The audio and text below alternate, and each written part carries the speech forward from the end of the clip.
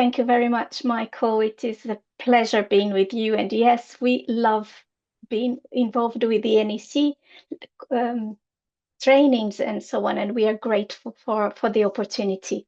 I wish everybody many blessings for 2025 in your ministry, in your personal lives, families, and so on. May God bless you. Now, let me see if I can share my screen.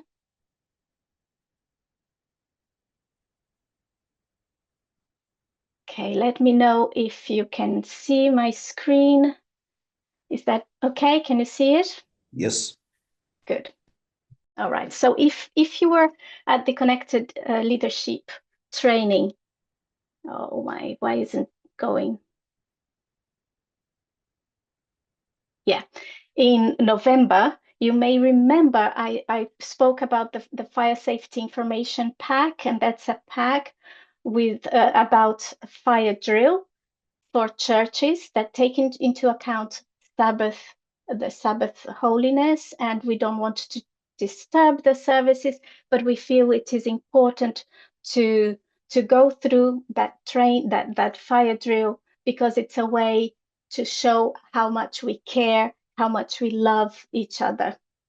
So if you want more information on this fire safety pack, please email us on europeclientcare@adventistrisk.org and we can send it to you. Or contact Orleen at the NEC. I'm sure she will forward your email to us as well.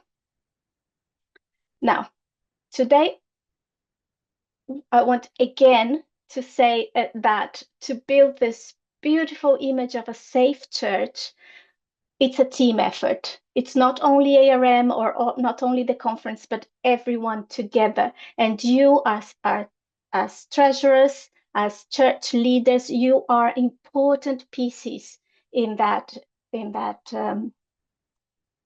safety for the church. But before I go into property insurance, to be more specific, I wanted to talk about the role of ARM. ARM is the official risk management company for the church, but it's also the operating company for GenCon. GenCon is the insurance company, and we have the GICV, which is GenCon Insurance Company of Vermont, and a subsidiary GICI, which is GenCon Insurance Company International. For us here in the UK, is the GICI that provides insurance for us. And GenCon was created by the General Conference. So it's a company that belongs to the General Conference. Therefore, it's a captive insurance company. That means we can only provide insurance services to our organization, to the entities affiliated to our organizations. We cannot offer insurance to the Baptist Church or to any charity that is not affiliated to the Adventist Church. But because we were created to serve our church, does it mean that we will cover all losses?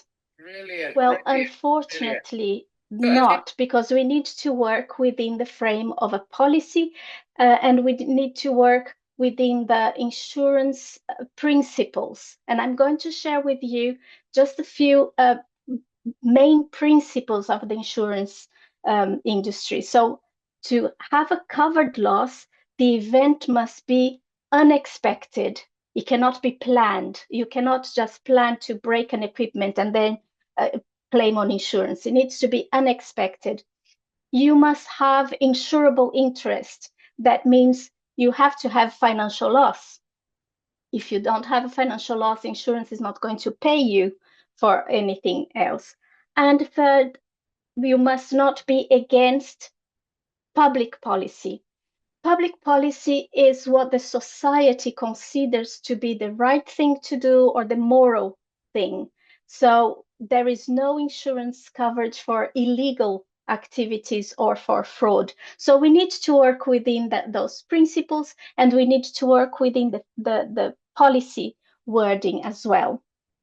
So going into property policy, some of the covered causes of loss are fire. So if your church is damaged because of fire, because of a storm, because of burglary, because of vandalism, these are covered causes of loss. But there are things that are not covered by insurance. And as an example, I put faulty, inadequate, or defective design or workmanship. That means if you contract a company to do some work in your church and they don't do a good job and they damage the church building, insurance is not going to pay for the repairs. You can claim against the contractors, and that's why it's important before you contract somebody to make sure they have liability insurance, so their insurance will pay for the repairs. Okay, now is it okay to ask for some church members to do the work? Yes, of course it is okay.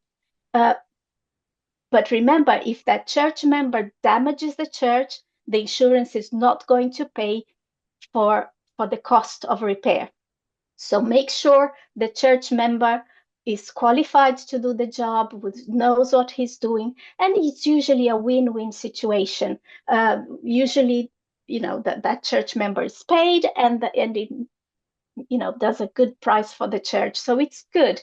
But make sure they are qualified to do the job.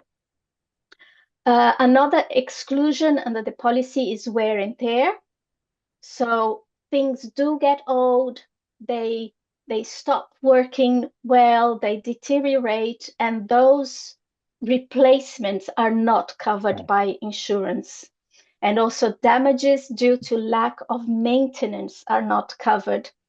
That's why I'm sure you've heard me saying that again, but for the sake of the new ones, we have a seasonal maintenance program.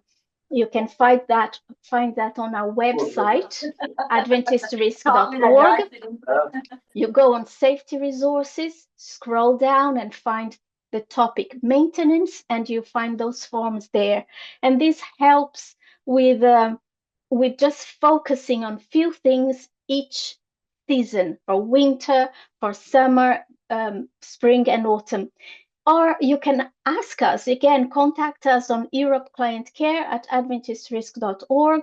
And if you forget all that, contact Orlene at the NEC. I'm sure she will forward that email to us as well.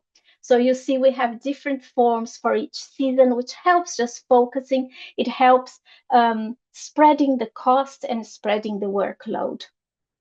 Now, how much will insurance pay?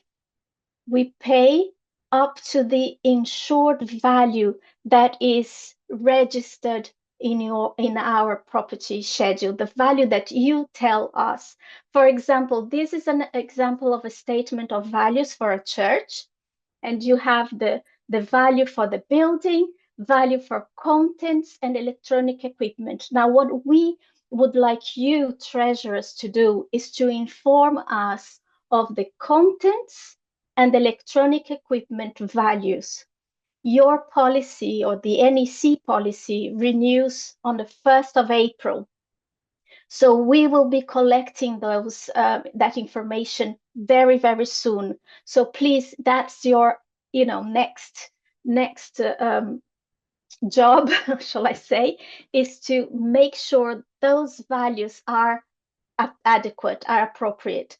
For example, if you look at electronic equipment, there you see an insured value of 3,180.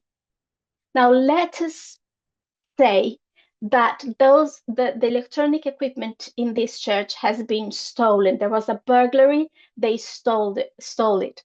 And to replace the same equipment, same type and quality, to replace them, it costs the church 6,000.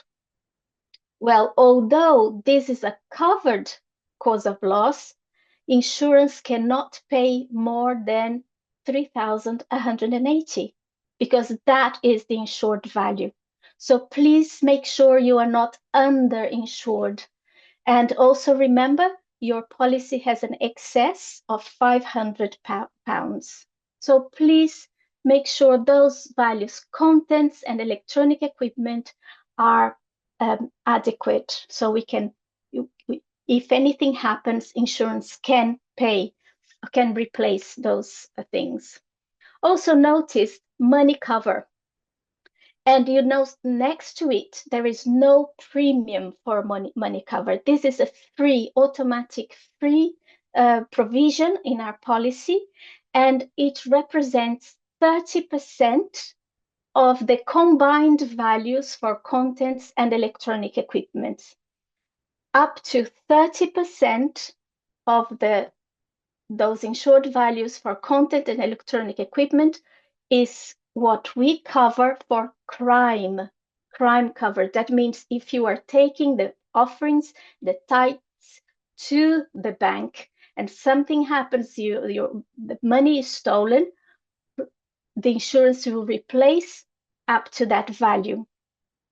And if your church does not have content coverage with us, you can always buy crime coverage for £15 per year, and that will give you a coverage up to £3,000. A question that we are frequently asked is that, does insurance cover if the money is in the treasurer's home? Yes. If the money is in the treasurer's home and it's stolen, yes, we will cover that money, because we will consider it as in transit to the bank. But please do not keep that money for months and months and months, or weeks and weeks and weeks.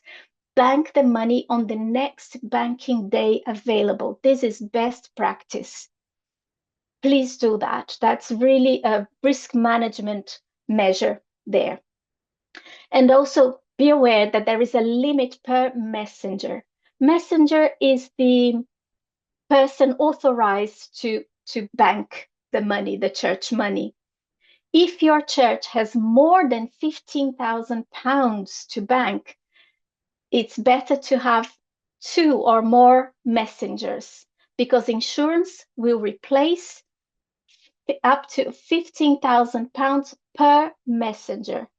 The amount above that will replace at 50% only.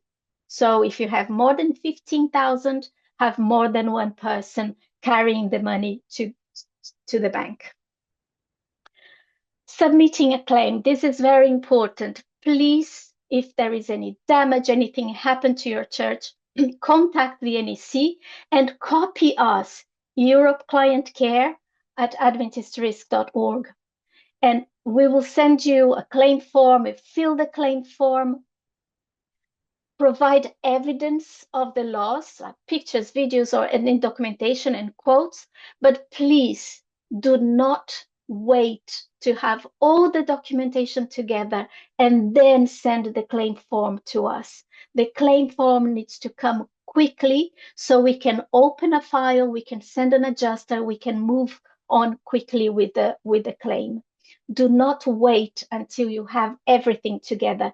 Send the claim form with the evidence you have at hand, and you can send the other documentation later on. This is very important. Also, your policy says that you have the duty to prevent further damage. Sorry, excuse me. If you need to spend money, if you need to buy something to prevent further damage, those expenses will be covered by insurance if the claim is accepted. If the claim is not accepted, then we will not pay for those other expenses. But in any case, it's going to be good for you, because even if insurance does not cover the damage, you will be saving money by preventing further damage. So this is really important. And please visit our website. You see adventistrisk.org, you see safety resources. Click on safety resources and scroll down the page, you have different topics. If you click on maintenance, you'll find the seasonal maintenance forms, and you have many other resources as well. So if you need anything, contact us, europeclientcare@adventistrisk.org. I think we'll have time for a couple of questions. Thank you, Sandra. Are there any questions? If you can just raise your hand, so we can just point you out.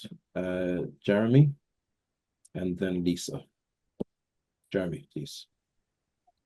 Apologies, I have a young child here, so forgive any noise in the background. So I've got 5 questions that I've compiled. I may not be able to get through all of them, but please let me know if you're able to. So we have huge insurance premiums at Leicester Central, given the type of building that we have.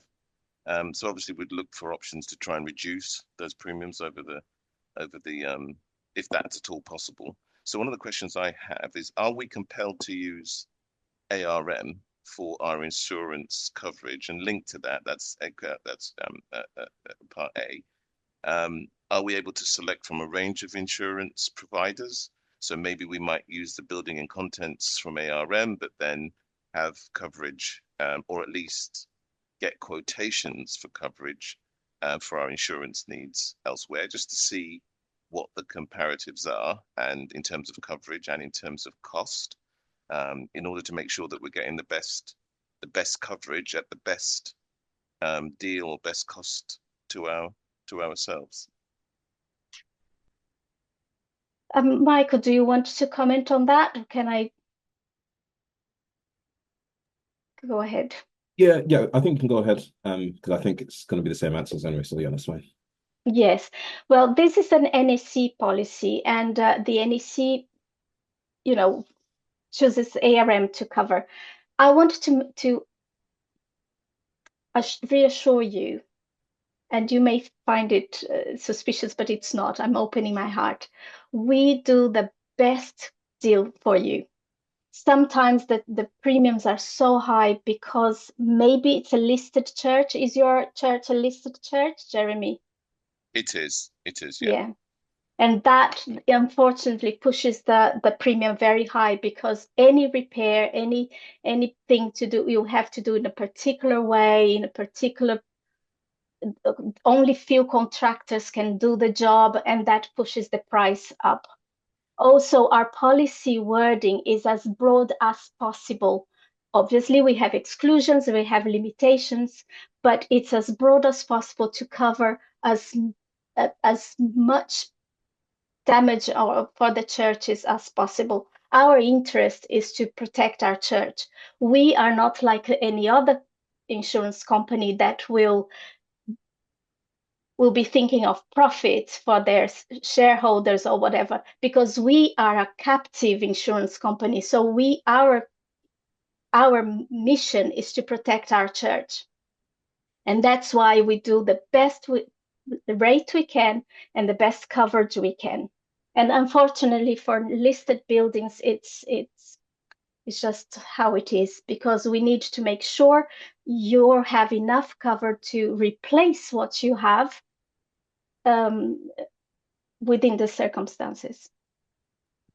So am I to understand that the church, that we're compelled then essentially to procure our insurance needs requirements as dictated by NEC? Is that dictated is probably the wrong use of the word, as required by NEC? Yes, the NEC is the policy holder, and as the NEC is the policy holder and it's under the church, and you are under the NEC, yes, it's the NEC. Okay. All right. Thank you. Jeremy, did you say a few questions, or did you say 5 questions? No, I think that pretty much answers my question. Okay, the range of questions. So thank you for that. Appreciate it. No worries. Okay, next we have Lisa. Hi, thank you. Hi, Sandra. 2 quick questions from me. So for a church plant where we're renting our building, but we have electronic equipment, how would that be covered? Yes, so you just inform us of the value of the electronic equipment you have, and we cover only that for you. And then you will benefit from 30% of that value will be for crime coverage. Perfect. And my second question was, you mentioned that there's a £500 excess. So in the event that something, say we had 3 pieces of electrical equipment and they were all stolen, is that 500 excess payable as a one-off, or would it be £500 per item that was stolen? No, it's per occurrence. So if they were stolen at the same time, it's just the one £500. Thank you. Thank you very much. And just on that note, some of you would be joining us on our monthly AC mesh training, and we've shown you how to document your assets in your church. And just wanted to flag that we've gone over that next week. It's just really important just to keep your contents up to date, and whatever the local church decide to put under their contents insurance, you then have an up-to-date list with the cost of what it was. So then on a yearly basis, when it comes down to renewals, you can then give that document to or you can document it that you can use that document to document what you have and what you want to be registered annually. So just to highlight that, but we'll go through that next week. But yeah, it's just really important to have an accurate register of your contents. Next we have Natalie. Natalie, if you can just say obviously your name and just your church as well. And then next we go to John K 2022. I did. It's Natalie from Lincoln Church. Well, Michael, you've just basically answered the question that I did have with the contents. But if we cover that next week, that makes sense. But going onto the website, it says login. How do you get those details to go in there, or is that not for each church to do? So I've just gone in and downloaded the maintenance forms, the summer, winter, and on it says contact us, log in and file your claim. We don't have an insurance claim, but I just wanted to see, each church, do they have a login to access their documents in that website? No, you shouldn't have. So you went on adventistries.org and you just clicked on safety resources. Is that what you did? Yes, and on the top bar it says home. Oh, no. The login is for staff, so it's for us. Okay. So don't worry about that. Because it says file your claim. So if we did have a claim, do we not do that electronically on here? You could just do it by email. You could, but send it to the NEC and to us as well. Okay. So you can get the claim form directly from the website and return it to us. Okay, thanks. Thank you. And just to clarify that, just any queries that you do have with in terms of insurance, it's important to let the conference know if there's any claim. So for example, I need to sign them off and all that jazz. So yeah, it's just really important just to get in contact with Orleen or insurance at necadventist.org.uk, and then we can deal with that for you. Okay. All right.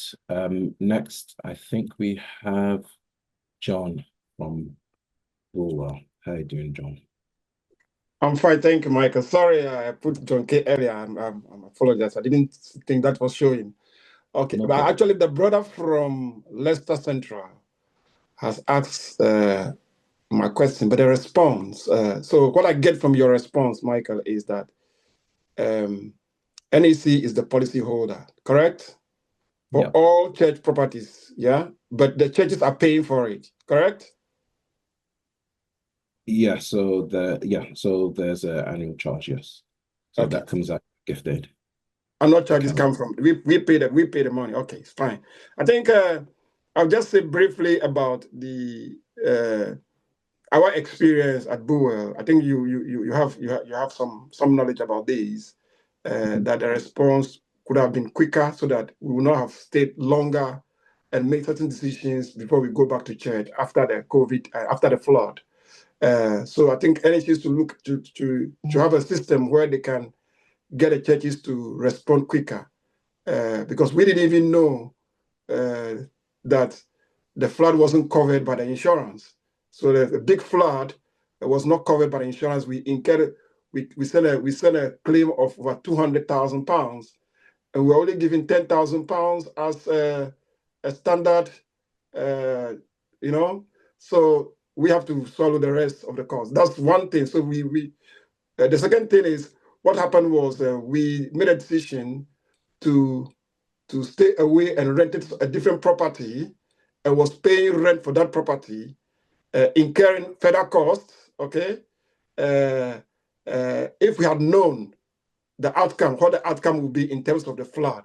So the document should be shared, and then maybe we well-informed, the churches are well-informed about the content of the insurance, so that when it's time for claiming, at least we don't delay.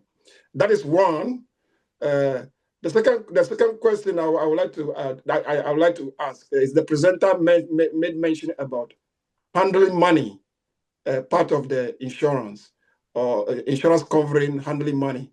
I don't quite get what was said there about handling money, because we have issues about how long we can hold the money for in the church before we take it to the bank, and whether the insurance, how long is the insurance going to cover it for, and all that. So can that be clarified and clarified, please? How long can we hold the money for, and how are we covered in terms of money handling? Okay, so insurance will, and again, because we really understand how our church operates, and we know it's not always possible to bank the money quickly, we will consider the circumstances, but the advice is to bank the money in the first banking day available. That is the advice we give. Please, the first banking day available, bank the money, to avoid having the money in the church or in the treasurer's home for too long. But let's say the treasurer had the money, took the money home on Sabbath, and on Sunday there was, he heard that some family member was in difficulties, he needed to travel, and he did not have the opportunity to bank that money on Monday or Tuesday. If there is a problem, if the money is stolen or something, you need to give that information to the examiner. He will take that in consideration. Okay. But the advice is bank the money on the first banking day available. All right. Thank you very much. Welcome. Can I just, was it, what church was it? Was it Luton? Nottingham Buell. Okay. Yeah. Yes. Michael knows us very well. Yes. No problem. Because I made a note because of if you could not use your church because of the flood and you're spending money on a rented place, I'm going to check if insurance can help with that. I'm not promising anything. That would be lovely. That would be lovely. I'm not promising anything, but yeah, I will check that, and if we can, we will do. Okay. I'll make sure that Noel chase you up. No problem. Thank you, John. All right, we're going to just take two more questions from Roberto and then Burton on Trent. Just a quick one. Yes, and John, just to your first point as well. This is one of the reasons why we have these sessions, just to inform you in terms of what is covered and what is not covered, and just the different nuances of the whole of ARM and our insurance. We do have more documentation. More documentation can be found on the website as well, and we do share information as well. Just to give a plug as well, some of you, hopefully if you're on the mailing list, you'll receive monthly newsletters on cyber awareness as well, because we've realized that is becoming, there's a lot more cases in terms of cybercrime. And so we are trying to increase our communication with you as well. But if there's something else that we can do, we will certainly try and do that as well. Okay, so we're just going to take Roberto and then Burton on Trent, and then we're going to move across to Predrag. Vicky, will come back to you later because I'm just conscious of the time. Thank you. Can I go first? Yes, you, Roberto. Just a quick question. Rugby, we don't have our own church yet, so we have our equipments and everything we live at URC building. So my question is, if something happened to that building, which is not our own building, but our equipment is there, So should we go through their insurance, or we can claim directly to NEC? Yes, let us know in any case, but it depends of the cause of the damage. If it was their negligence that caused you to lose your equipment, their liability insurance will cover. But sometimes it's not the case, so your property policy will cover. So we are talking about two different policies, property and liability. They have liability if they caused the damage to you. Otherwise, it's your property coverage.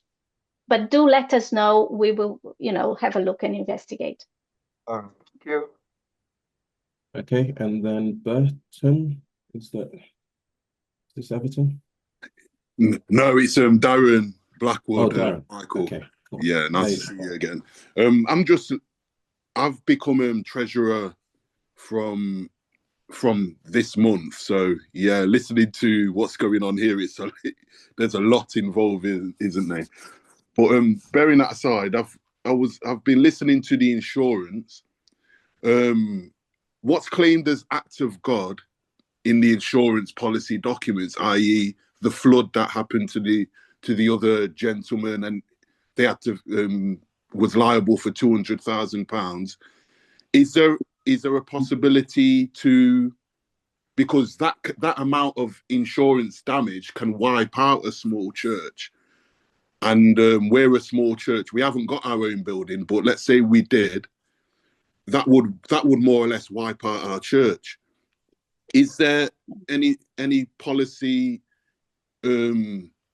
a different policy that you could take under your insurance that would include things like flooding or the roof blowing off in heavy winds or anything that's termed as acts of God within their documentation? Can that insurance be improved? And if not, what help is available to those churches who are in that predicament where there's a flood, or where the wind has blown something off the church and it costs quite a bit of money? What help is there if the insurance does not cover it, especially if it's endangering the financial position of the church to a point where it might fold and collapse? Yeah, thank you for your question. That is brilliant. Gives me the opportunity to say that although we have exclusions in our policy, we try to broaden it as much as we can. For example, high winds that you mentioned, storms, we managed to include that coverage in our policy. We didn't, at the moment, we cannot include floods, but we may change that. The reason why we cannot be too relaxed is because we need reinsurers. Every insurance company needs reinsurers. We cannot do everything on our own. And the reinsurers don't want to have anything to do with insurance companies that are too relaxed, because that's too much risk for them. So we need to have some exclusions in place, and some of them are typical in the insurance industry, and it's hard to get away from them. But as much as we can, we include coverage, for example, for storm and winds and so on. But we will keep with every year, we have a team, a replacement team that keeps looking into the market and seeing if we can include more things in our policy. So as soon as we can include flooding, we will. But at the moment, it's difficult. Yeah, thank you for that. What help is in place? So the gentleman before said they had £200,000 of flood damage and they only got £10,000 from the insurance. Obviously, that's different particulars to our church, but if a small church had the same type of damage, what help is in, and they only got £10,000 and the cover, they can't afford rent with all that damage. What help is in place to help that church to basically get back into their own building? I will let Michael say, because usually the conference will have a plan of, Michael. Yeah. So yeah, we have a capital expenditure budget. Once we've tried to exhaust our insurance options, and yeah, we'll try and help wherever we can. It is limited, but yeah, we do try and support our local churches where funds are available. Okay. I'm just going to, I see a couple more hands, but I'm going to move on because time is pressing against us.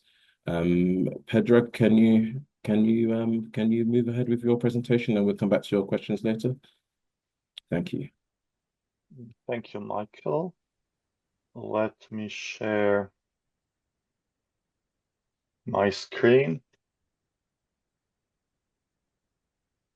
Okay.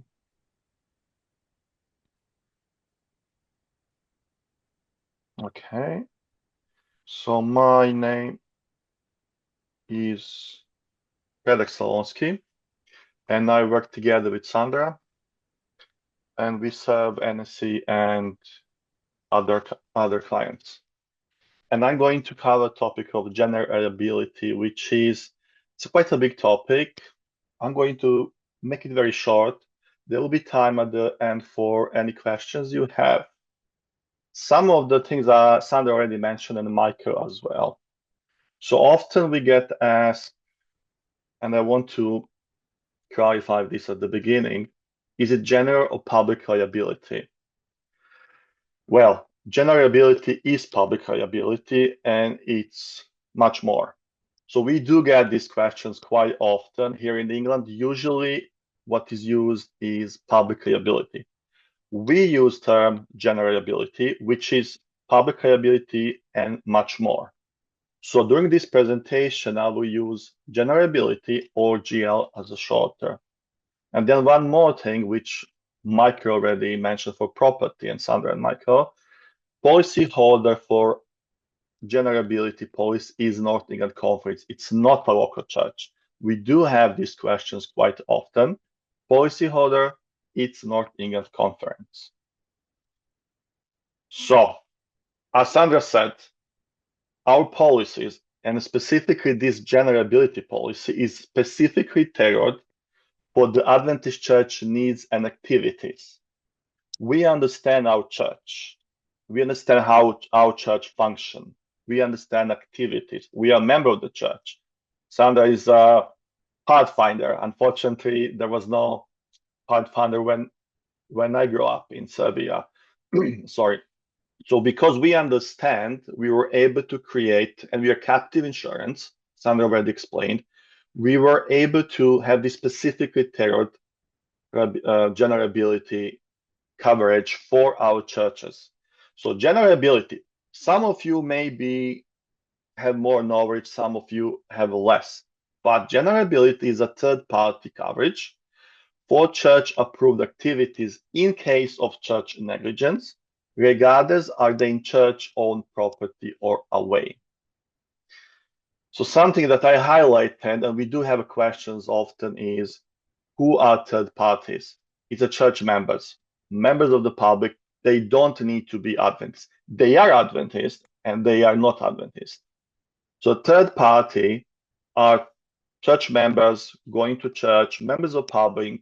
They all are covered under this liability. The second thing is church negligence. It has to be something the church did wrong in order to be able to claim against general liability. Next thing is it needs to be approved activity. It needs to be approved. Usually it's local church board. It can be NEC approved activity. So for example, if church is having worship on every Sabbath, and that was of course approved activity, there is coverage in place automatically.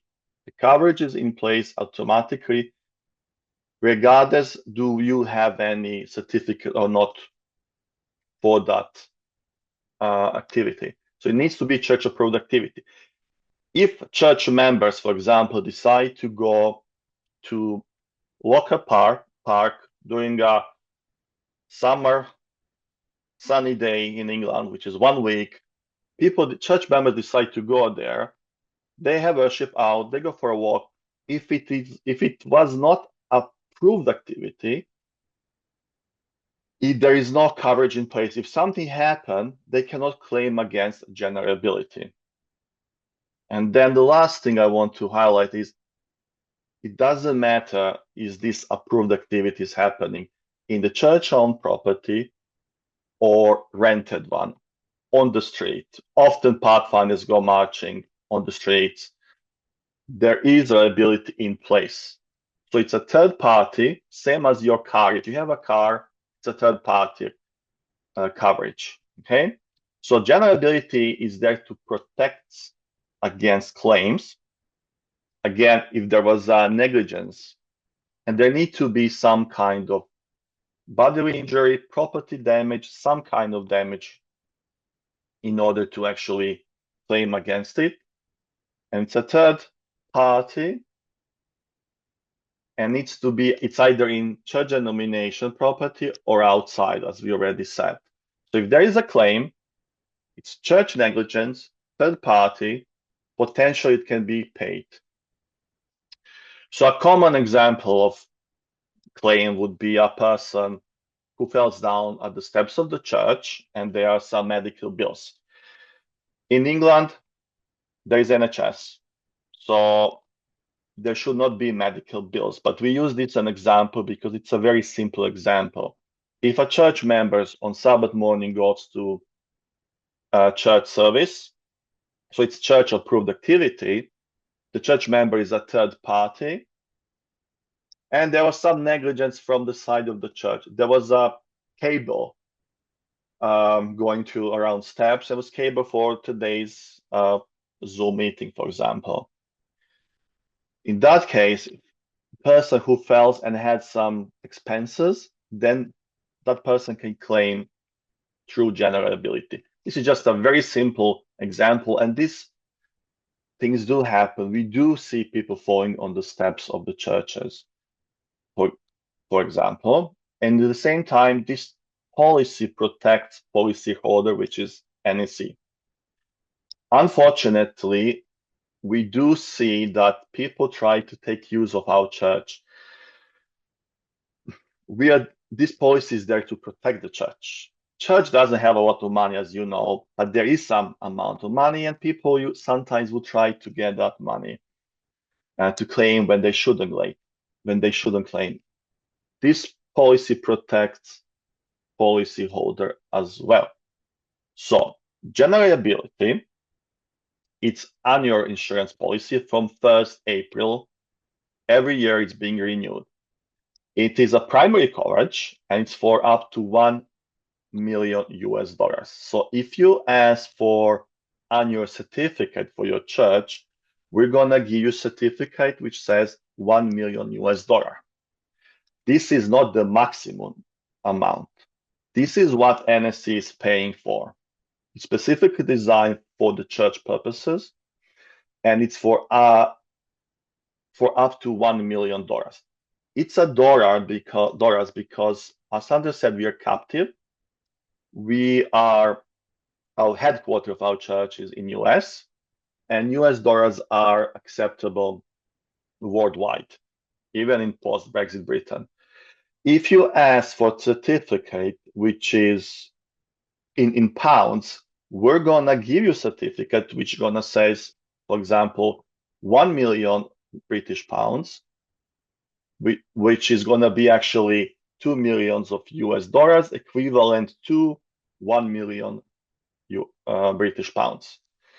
And then additionally to this, there is an excess policy, and it's for the amounts of over 1 million. This is same annual, but it's different date. It's from 1st July. This policy is not what NEC is paying for. GC covered this expense to make sure the church is being covered. Churches are covered. So this is why if you ask for, let's say, £5 million coverage, external entity is requesting, we can do that for you. It's gonna say, for example, $7 million US, which is equivalent to 5 equivalent or more to 5 million pounds. Okay, so now every policy, property, as Sandra said, and generability as well, there are exclusions. There have to be there. Sandra explained it has to be. It's part of every policy. These are the list of some of exclusions that are there. These are not all. This is just some of them. Mini tramps, trampolines, climbing walls, and very popular in England are horse riding. If you have activity which involves any of this, what is listed here, there is no coverage for that. However, if your organization, your church is planning activities and they have any of, let's say, horse riding, get in contact with NEC. Michael said Oreen is our contact as well. Contact Treasury, contact Oreen. Let's see, can we actually go back to underwriters and ask, can we put the coverage in place? It can be temporary, maybe annually. Please ask if you can. If you're doing activities, please ask. We ask for 14 days in advance to ask for generability certificate. I will talk more about it later. Just because some activity is excluded, please be aware you potentially still can use those activities and it can be covered. So generability, it's last line of defense. It's not there, so we don't need to do anything. There is a duty of care. Each of us has a duty of care to maintain, to make sure everything is safe for us and our guests. We are Adventist Risk Management. Sandra explained the structure of our church, of our company, and what we are actually risk management company. We always encourage churches, remove risk, prevent it, minimize, reduce the possibility. Nobody wants to see claims paid. If things happen, and they will happen, generability is there. But that's not the reason not to do a good risk management. Now, something which Sandra really likes, and I like it as well, is this picture. If you can see it, this is just an example which generability would cover. However, it's something that can be work, so the sum of the risk can be removed. We don't have enough time, otherwise I would ask you to identify some of the risk. Usually people miss at least one of them. So these are some of the risks that are there, that generability could potentially pay. Some of them, I said, cable. We need to make sure all the cables are placed safely. If something happened, generability would be there to pay. However, let's try not to need to use generability. And then let me talk about certificates. This is one of my favorite topics. If you request generability certificate, it's probably gonna be me who is gonna process this. And I want you to understand, generability certificates is just an evidence. There is coverage in place. Certificate, it just proves that there is. And it proves to external entity. So if some of you said you're renting up, I don't know, was it rugby, you're renting a property. If you're renting, let's say, a school hall, they would like to know that you have your insurance coverage. They want to know that you are covering your liability. If they ask for, then we are gonna issue certificate. If they don't ask it, you still have it, but we are not gonna process a certificate. So the way to request these, the process to request certificates are very simple if you do it a few times. So there needs to be a request from external entity. Let's say that school hall that you're meeting. So, pardon, the local church will contact NEC, usually it's Oreen, they have insurance email address as well. They are going to contact NEC Finance Department who are gonna send them a request form? You can download the request form online. You can keep one for your need. Make sure you send this request for generability certificate. You send it to NEC. It needs to be signed by policyholder representative, which is NEC Treasurer, which in this case is Michael. Please make sure you send it to them. If it is signed by Michael, then will be sent to us for processing. We're gonna check informations which are written there. Please make sure you fill everything, it's filled correctly, and was sent to NEC for signing. Once we do our part, we return it to NEC Treasury. Usually it's Oreen who is dealing with this. And I want to emphasize, please remember 14 days. We request 14 days as if you're requesting certificates, give us 14 days. 14 days is enough if we see some excluded activity. We understand a lot of church members are volunteer who are working and helping for free, giving their own time. We can process certificate quite quickly. If you send it in the morning, by the end of the day, you will have it, if everything goes well. If you have wall climbing activity or horse riding, just make sure you give us enough time, because then we can go back and say, Oreen, this is not covered. Would you like us to see, can we place a cover for it? Now, I did put, I don't know how much you can see. On the left side, it's generability certificate request form, and the certificate is on the right. I think it's very hard to see certificate.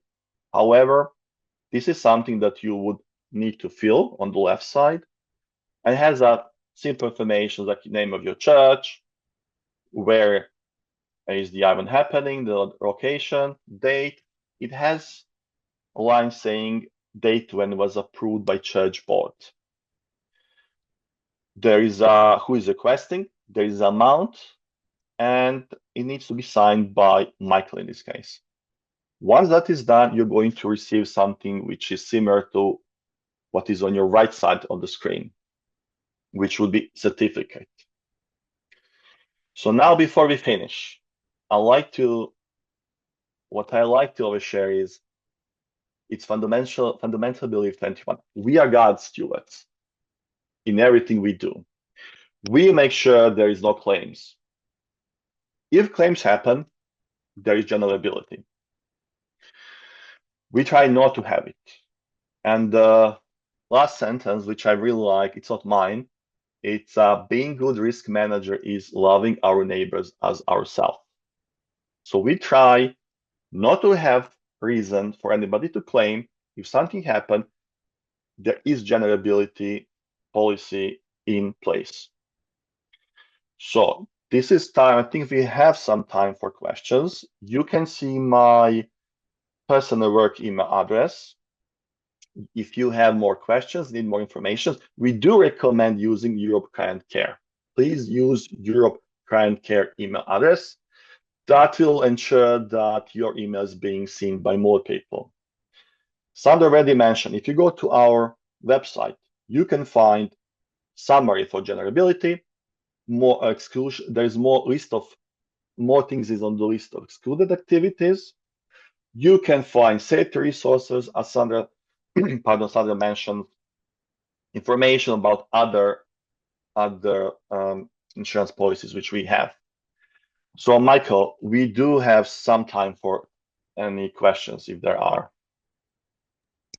Thank you. Just going to take about 3 questions, because I know there's one more area that we need to go over. I can see Andrew's hand, and then I'll go across to Jeremy. Hello, Michael. Thank you.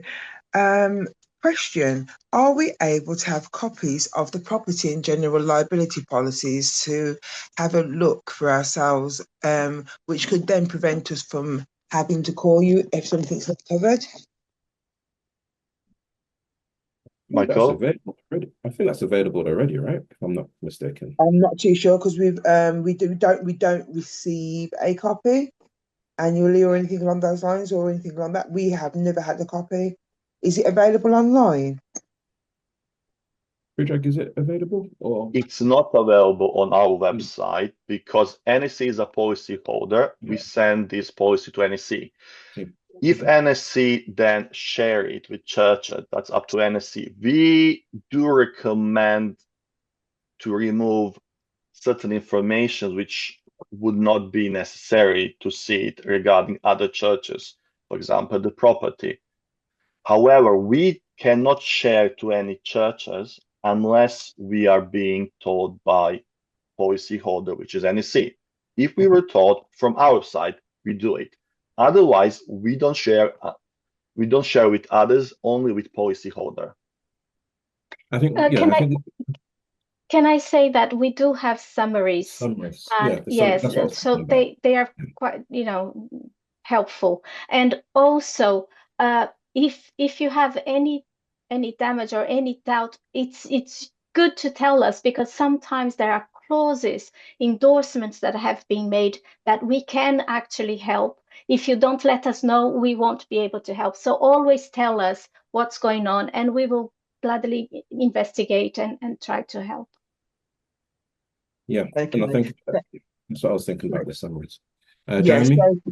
I was going to say, so could we have copies of the summaries then? Because we haven't been provided with any, please. Yeah, sure.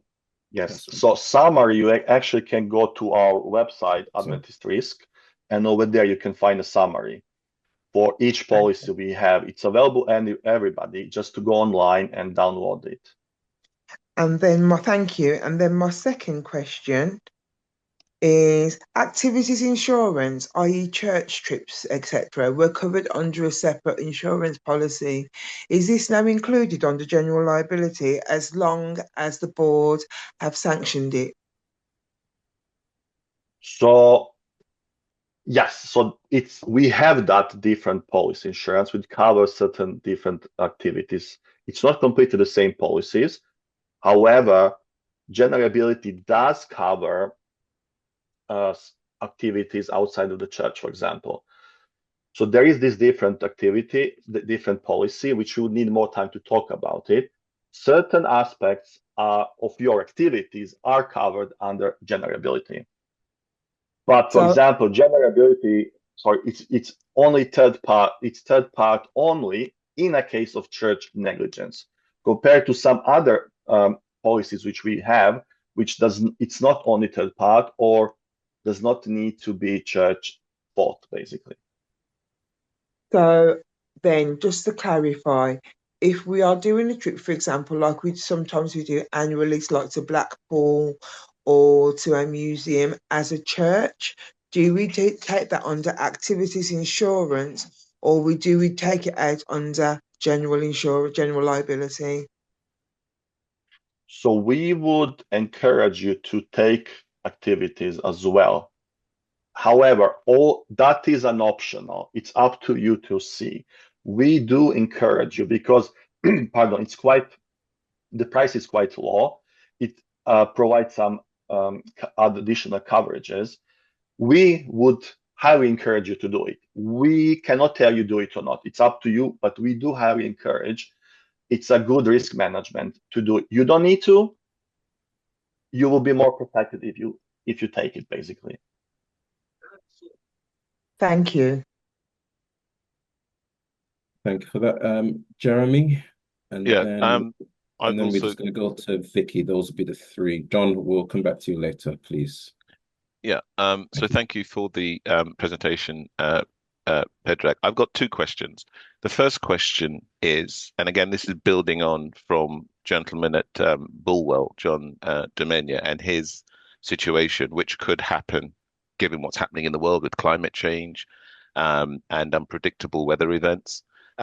We as a range of churches could find ourselves in a similar situation. So in terms of being able to be insured against these unpredictable events, my understanding, and this is also touching on Sandra's presentation, is that the reinsurance market is a market.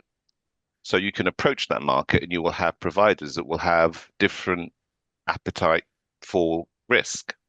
So you will have some reinsurers that will take on a risk that would be flooding. You would have others that might not.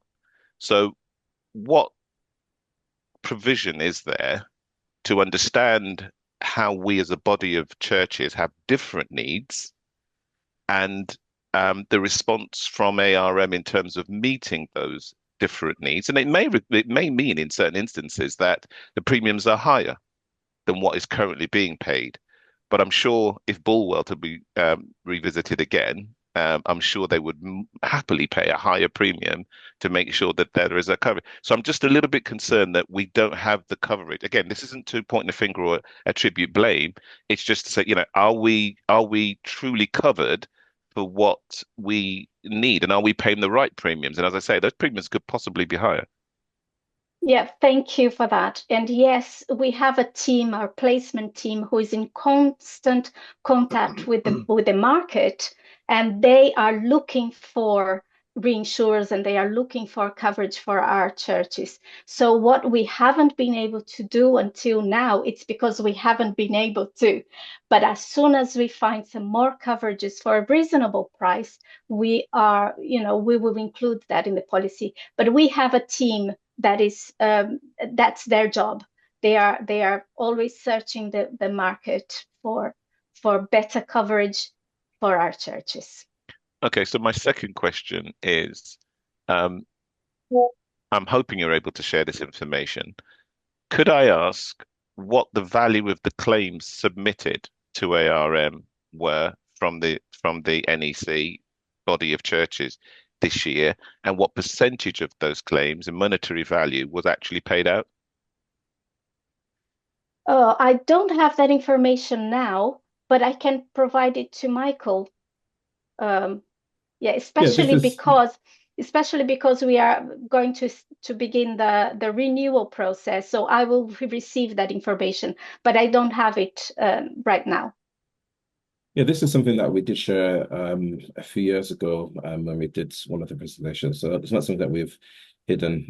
Actually, it's good to know, because actually a lot of churches probably need to work on, for example, the maintenance of their churches, and that's exactly right. The NEC unfortunately has had a reputation of claiming quite a lot through insurance, and which has increased our premiums for everybody. So it is something that, this is one of the reasons why we really we invite ARM as much as possible to such events, because of the historic nature of claims that we've had in the past.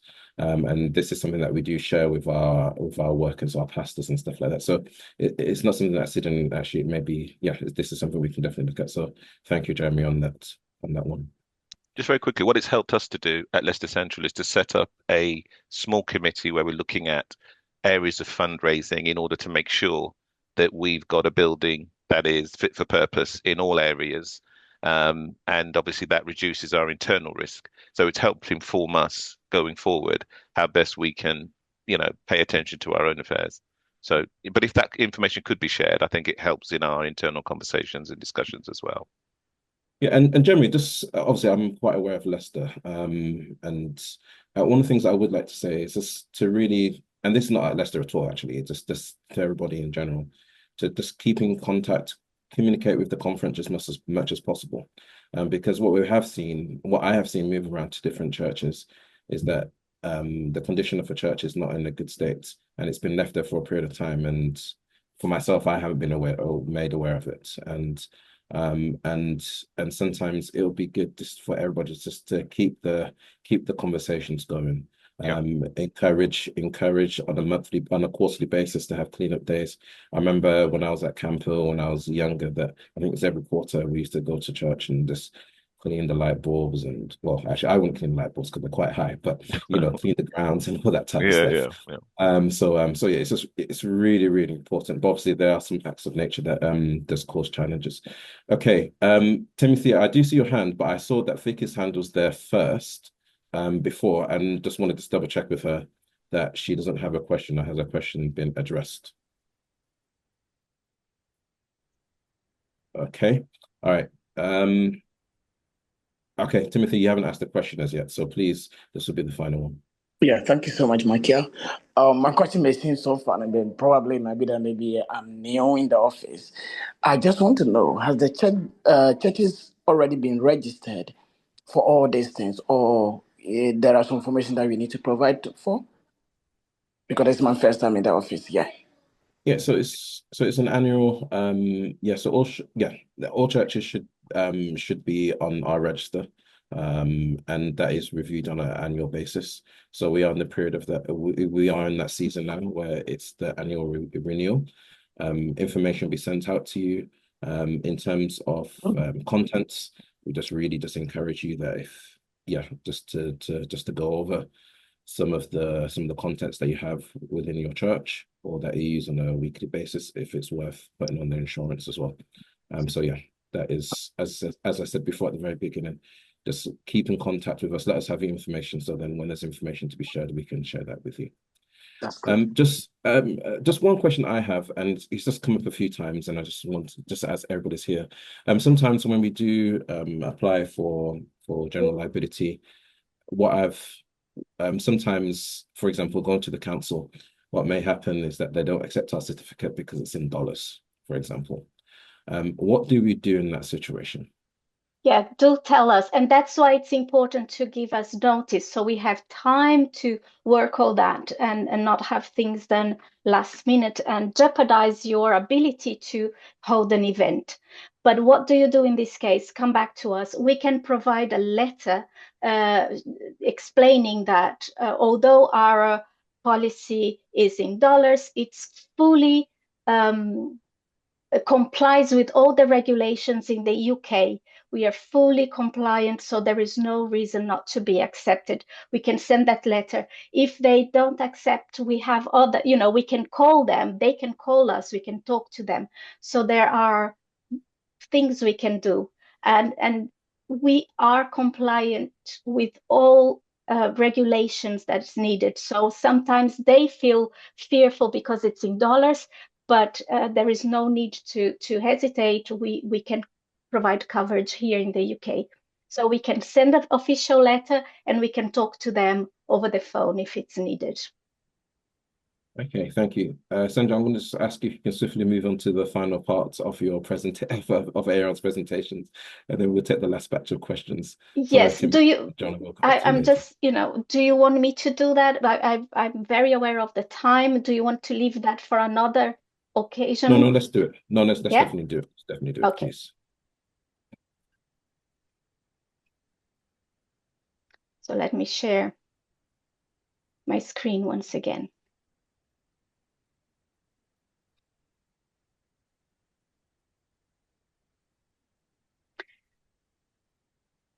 So this is a topic that it's very, what's going on? Yeah, it's very delicate, and I'm going to go as quickly as I can because I'm aware that we are running out of time. But, protecting children from sexual abuse is something very important, and it's important for all church officers to be aware of that. We have a lesson to learn from the airline industry. You are aware that Sandra? in any flight, yes? Oh, sorry, your screen is in presenter mode. Well, we can see. Oh, thank you. No worries. So let me do that. Let me stop then.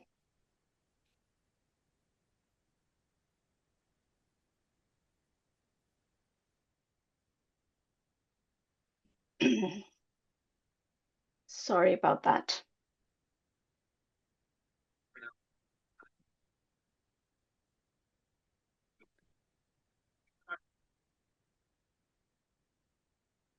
Okay. That happens when we are in a hurry, right?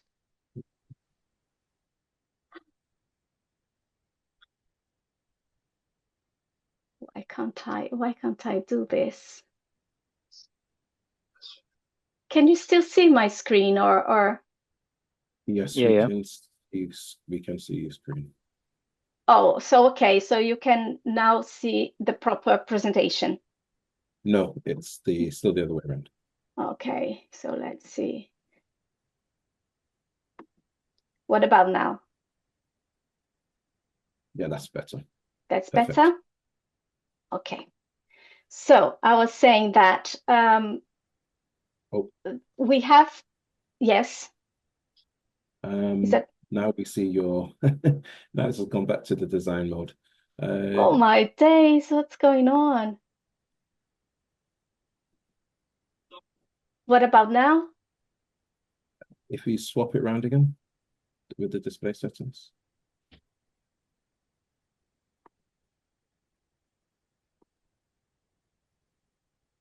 Yes? Yes, that's better. Good. Okay, let's see if we can carry on like this. All right, so we have a lesson to learn from the airline industry.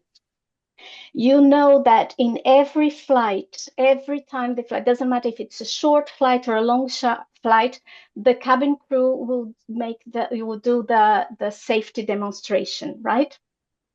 And they do every time. It's interesting that Harvard University research shows that the odds of an airplane crashing is 1 in 1.2 million.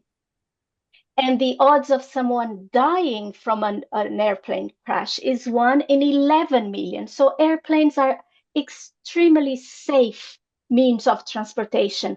Why then they have this safety demonstration in every flight? Well, one of the reasons is because when a plane crash happens, the consequences are catastrophic.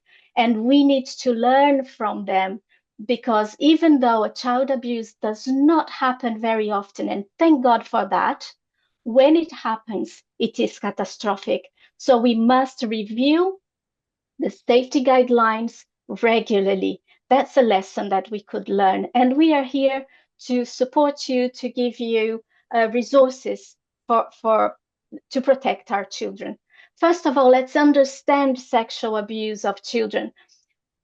When we talk about children in this presentation, I refer to all under 18 years old. So I refer to teenagers as well. So please remember that I'm talking about 18-year-olds and under. And obviously, sexual abuse harms those children physically, mentally, emotionally, and spiritually as well. According to the NSPCC, there are two types of abuse: contact and non-contact. And the contact abuse, it's not only rape or in that side of the spectrum. An inappropriate touch is also considered sexual abuse. And non-contact is not only at distance or online, it could be in person as well, if the aggressor shows some images or videos that are not appropriate. Does it really happen within our churches? Unfortunately, yes. And we have a duty of care. And here's our duty in 3 goals. We show God's love, we keep our children safe, and we make sure that sexual abuse does not happen. But if it does, it's going to be dealt with quickly and decisively, and the law enforcement is going to be involved. So let's go to the main part here: 4 steps to protect our children from sexual abuse. The first step is to identify the risks. So identify the weak points in your church. Is there appropriate supervision in our regular church activities or when outside in camps or outings? Think about that. Are there isolated areas that could put our children, our teenagers at risk? Or maybe the weak point in your church is lack of policies. There is no procedure to follow. I'm going to talk about policies in a while. So if that is the weak point in your church, we'll have some suggestions there. Some churches are very reluctant to report, and that makes their weak point. We need to understand that when we report somebody, and I know we are concerned about their reputation, the reputation of the church, but if that is the culture in your church, we need to call the pastor, we need to call the conference and understand that reporting someone is not intended to harm that person, but it's intended to protect our children. So we need to deal with that sort of mentality as well. Some of our churches have an overemphasis on forgiveness, and forgiveness is very important. Where would we be without forgiveness? So yes, but forgiveness should never allow abuse to continue. So if that is the weak point in your church, again, you need to involve the pastor and the conference to understand the role of forgiveness and how to protect our children. And sometimes it's just ignorance, in the sense that we are not aware that that sexual abuse happens in our churches, or if we are aware, the church is in denial. So this is the first thing to do: identify the weak points, identify the risk in your local church. Step number 2, minimize the risk, do something about it. The church manual is concerned about the children. So here I'm going to read from chapter 9 notes, safeguarding children. It says, church should be a safe place to bring our children. Everyone involved with children must meet all church, and legal standards and requirements. In order to safeguard our children, churches are encouraged to adopt policies, and here we're going to see the policies that the church manual suggests, and policies that would provide a measure of safety and protection for our children. So here are the 5 policies suggested by our church manual.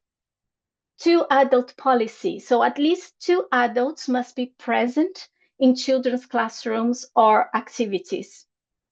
An open door policy. We must discourage private or one-on-one contact and encourage an open door policy in all situations.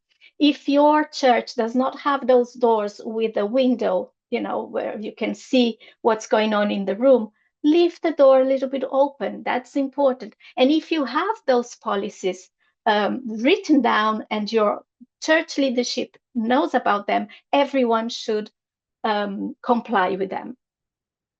Volunteer screening, so that's we have all people working with children and vulnerable people must have their DBS check. The 6-month policy, and some churches say 6 months, some churches say 1 year. That is just a suggestion, but wait for at least 6 months before you elect newly baptized or newly transferred members who have indicated a willingness to work with children. So just wait. And training, regular training is very, very important. Once a year at least, or every time there is a change in leadership. So here, these 5 policies, if you have them written, all the leadership in the church should be aware of them and follow them. 3rd step, open communication. It's important to talk about appropriate touch. In the past, we have heard, and I'm sure you remember, be aware of strangers. Don't accept anything from strangers. Remember that? Stranger danger. Now, although this is still a valid thing, it's still good, we must recognize that most aggressors are not strangers. They are friends. They are members of the family. They are church members. And that's why it's much more important to talk about appropriate touch, whoever that is, if it's a stranger or a member of family. Talk to our children that what is appropriate touch. Support our families in talking about that. And the 4th step And I'm going very quickly. The fourth step is being vigilant. And remember, being vigilant is not creating an environment of mistrust. Most of our members are good people. We are concerned about the minority that may have ill intentions, but we need to protect our children nevertheless. So be vigilant, be prudent. We don't want to provoke mistrust, but just be vigilant. Stay vigilant to emotional, behavioral, and physical signs, like if a teenager, if a child is suddenly avoiding being alone with somebody, you question what's happening. Stay vigilant to disclosing attempts. Sometimes the victims want to talk about it, but they are ashamed or they are scared. They fear that they are not going to be believed. They fear negative consequences that could happen. And it is very difficult for them to talk about it. So stay vigilant to those attempts. And if a child comes to you to talk about sexual abuse, that they have been abused, listen carefully to what they are saying. Do not ask any questions. Just listen and allow them to talk freely. Let them know that they have done the right thing by telling you, and tell them that you take them seriously. Even if that is not true, it's not our role to judge if that child is saying the truth or not. But we must take them seriously. Do not confront the alleged abuser. Do not take the case to the board meeting. Do not ask the child to go to the board, to the church board and explain to everybody what happened. Those things are not our role. What we need to do is just report to the authorities, or if your church has a safeguarding officer, report to the safeguarding officer. That person, the safeguarding officer, has been trained and knows what to do. So go and talk to them. If your church does not have a safeguarding officer, please report to the safeguarding officer at the NEC level or to the police. We need to report. And I know it's difficult, but if your church follows a policy and has a procedure, we need to follow them for the children's protection. And also stay vigilant regarding grooming behavior. That's when an older child or an adult does things to build a relationship with that child and gain their trust and put them in a position of power over the child. So all that in preparation for abuse. So just stay vigilant. And here we need to be proactive. We need to support the parents in our churches. So remember those 4 steps. Identify the risk. What is the weak point in your church? Do something about it. Talk about appropriate touch and stay vigilant. This is very important. I am not a psychologist. I am not a medic forensics or anything. This advice is from a risk management point of view. How can we protect our children and what to do if sexual abuse has happened in our church? You can find some more again on adventistrisk.org. Click on safety resources, scroll down the page, you have different topics, and when you find child protection, click there for some resources that could help you. Also, we have posters.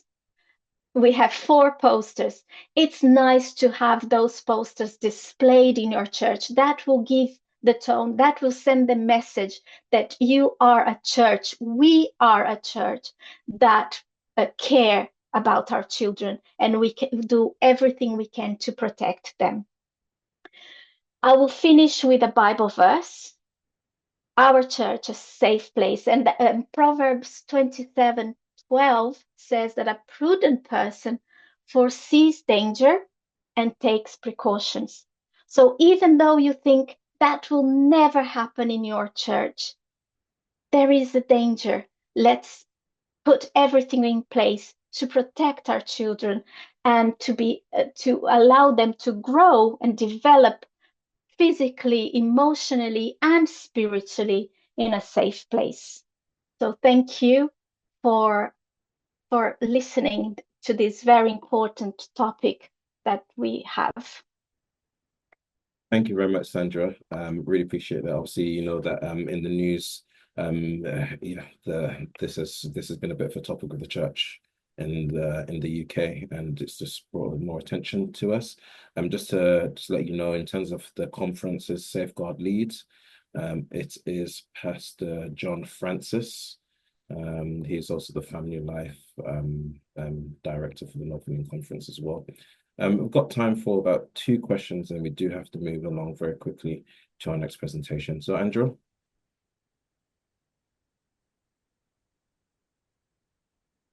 Sorry. Sorry. We talked about young children under the age of 18, but what about vulnerable adults?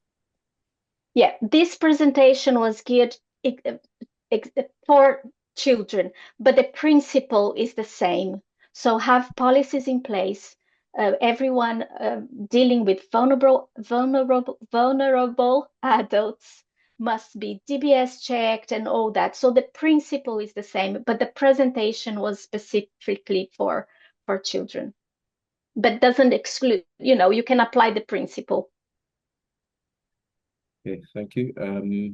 Benjamin, I saw that your hand was raised, but it's now gone down. Are there any questions? We have time for one more.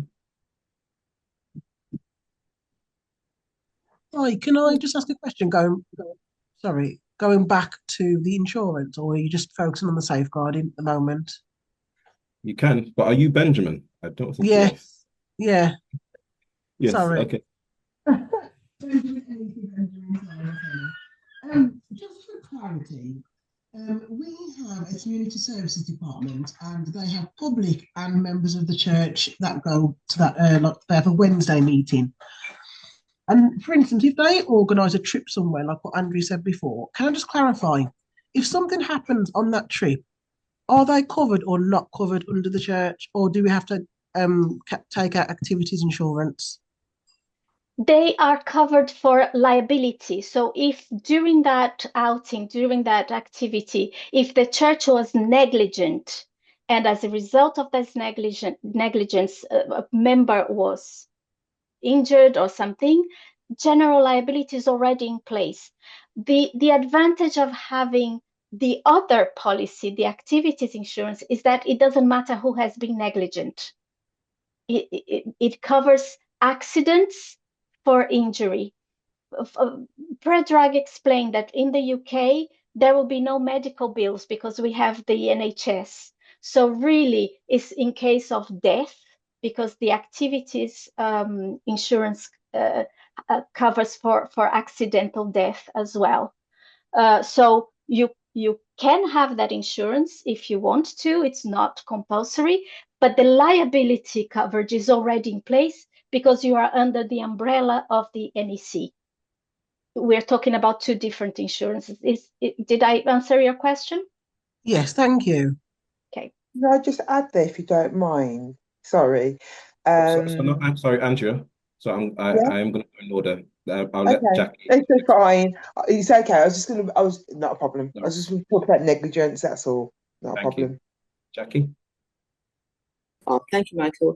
I was just with regards to Sandra's presentation, the posters you showed, Sandra, can we get copies of those? Is that possible? Yes, of course. I will send it to the NEC. I will also send a copy of the presentations in PDF format if you want to revise it later on. So I'll send all that to Orleen and Michael, and they can share with everybody. Thank you. All right, that'll be the last point. Besides Andrew, Andrew, I know you wanted to say something. Is it very quickly? So yes, it is. I was just relating to what Benjamin was saying and just adding a little bit more. For example, if you organise a trip and the driver was at fault, the driver was negligent, that's where our activities insurance will come into play more than the general liability policy. So that's where we probably would gain a better advantage of having an activities insurance policy as opposed That's to correct, because general if a liability. driver, that's correct. Sorry to cut you. Sorry. If a driver was negligent, that would actually go against the car insurance. So that's a car insurance issue. But the activity accident could help a little bit more than the liability in that scenario. Thank you very much. Sandra and Pedro, I just really appreciate you being here with us this morning. You've taken a lot of questions, and but it is really, really helpful, and I'm sure we will meet again, and following this, it may be worthwhile just having follow-up with our local treasurers as well. Yeah. We don't that sometimes, as I said, we know that communication is not often our strongest point, and sometimes the information doesn't get disseminated properly. Yeah, we will continue to communicate. I just want to thank you for being with us this morning. Okay, I'm going to Thank you very much. Thank you. No problem. Thank you, Mike. I'm going to swiftly move across to Gustav and Franca. Franca is our local church auditor for the NEC, and Gustav is a senior auditor at GCAS, the General Conference's auditing service. And I'm just going to quickly move across to that because I know time is against us. And Gustav and Franca, obviously Franca, you're part of our team, so we thank you for the work that you're doing. And Gustav, we'd just like to welcome you back. I know you were with us at Connected Leadership late last year, and you were with us in 2023 as well. So we just wanted to say thank you for taking time out on your Sunday to be with us today. All right, over to you.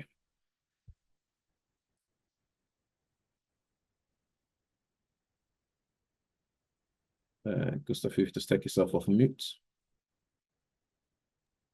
Let me share my screen. Can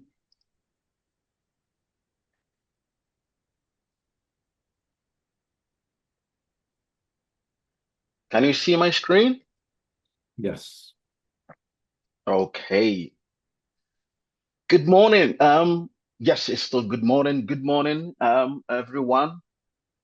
I am coming from the General Conference of Auditing Service. I work as a regional manager of the Trans-Euro area, and it's good to be here. I appreciate the opportunity to share with you today.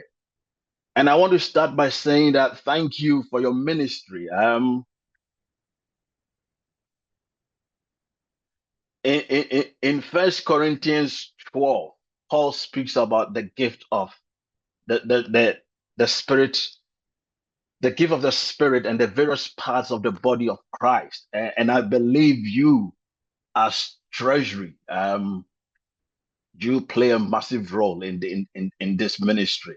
And so thank you for what you do and what you bring to the table.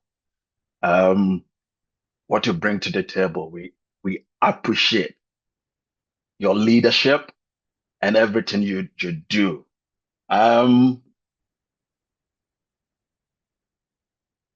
Let me see if I can still scroll. Today we are going to be talking about trust and accountability at a local church level. Trust and accountability at a local church level. And then we will come into the relevant, how is it the importance of trust and how is it relevant in the work we do.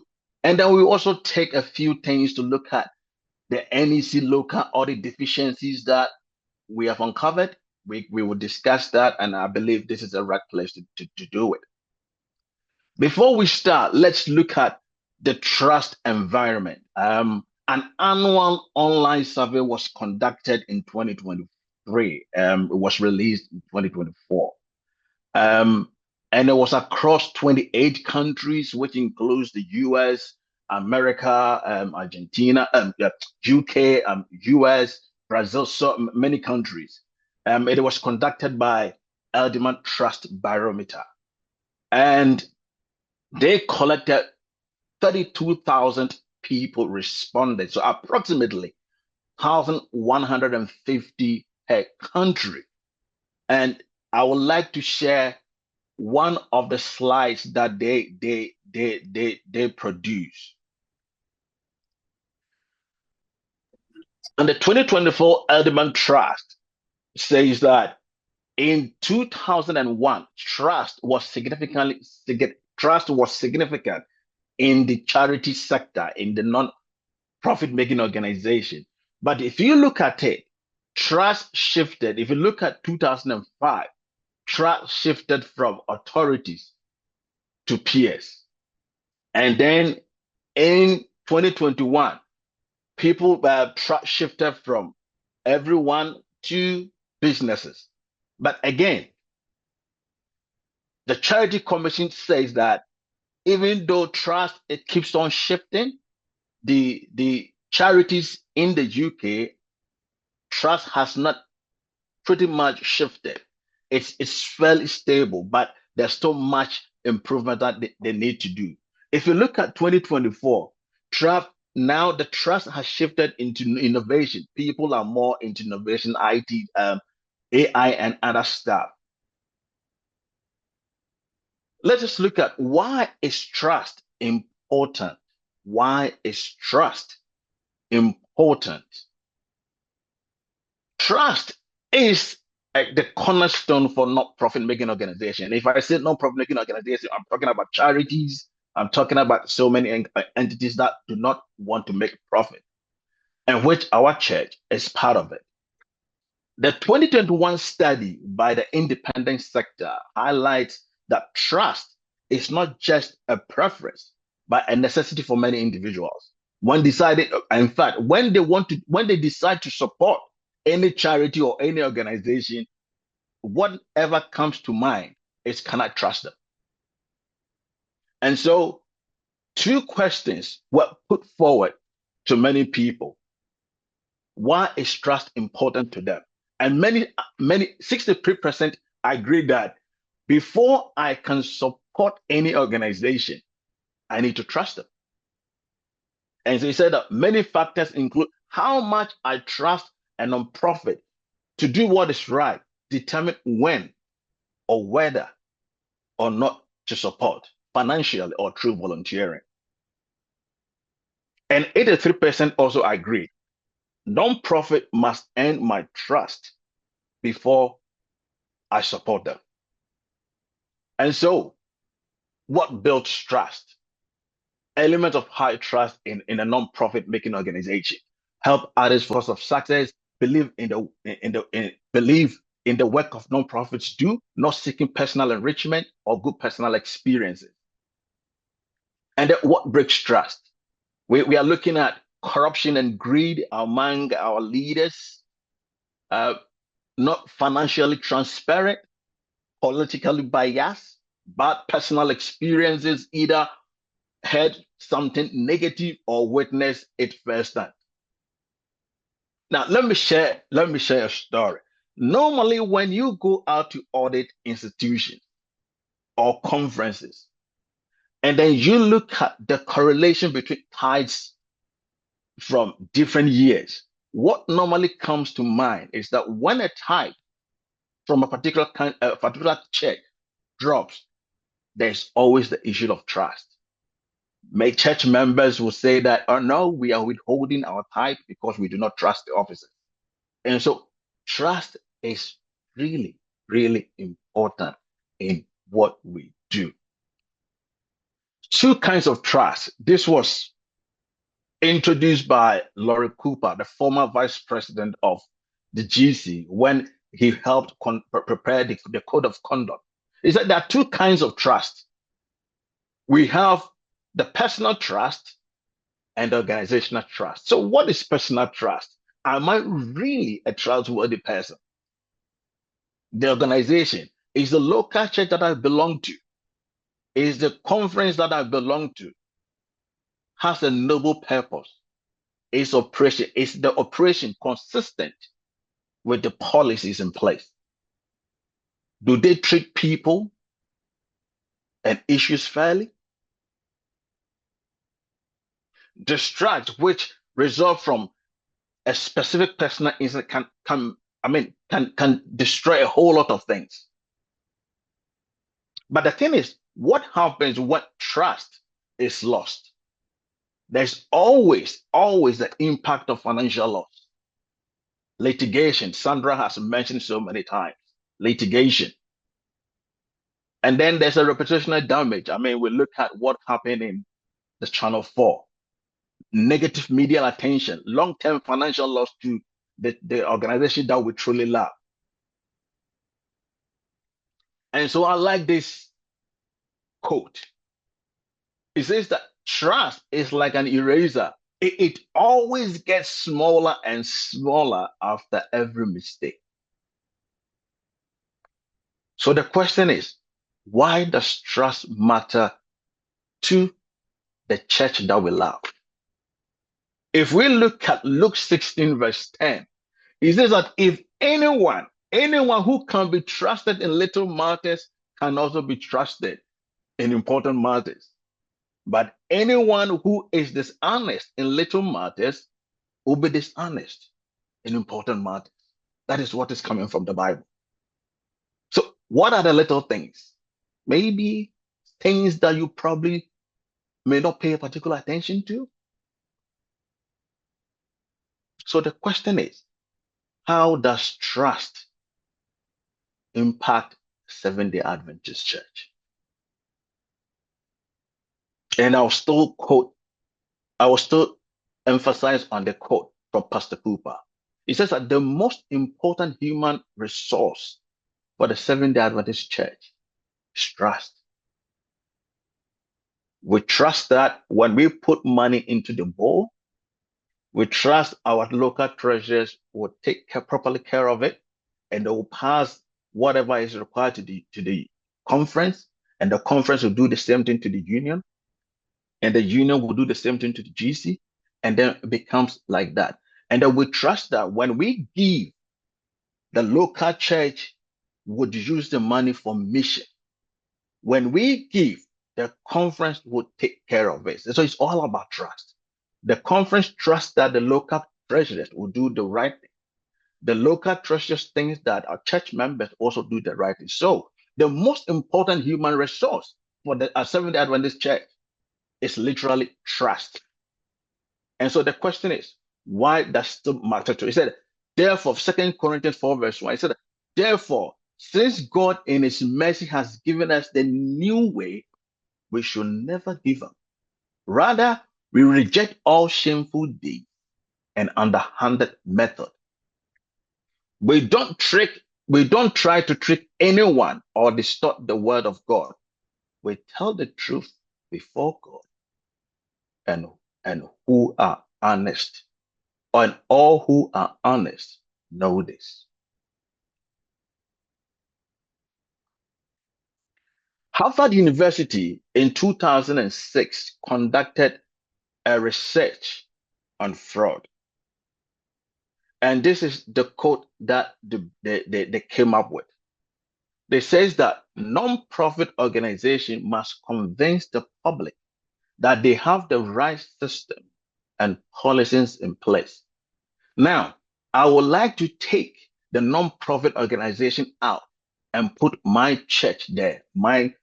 So that the Seventh-day Adventist Church must convince the public, church members, that they have the right systems and policies in place to ensure that contributions and other resources are being prudently maintained, managed, and deployed.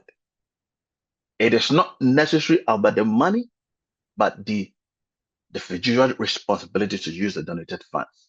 And so I'm sure that in the same way, you will put your local church there. Maybe Birmingham Central must convince its church members that they have the right systems and policies in place.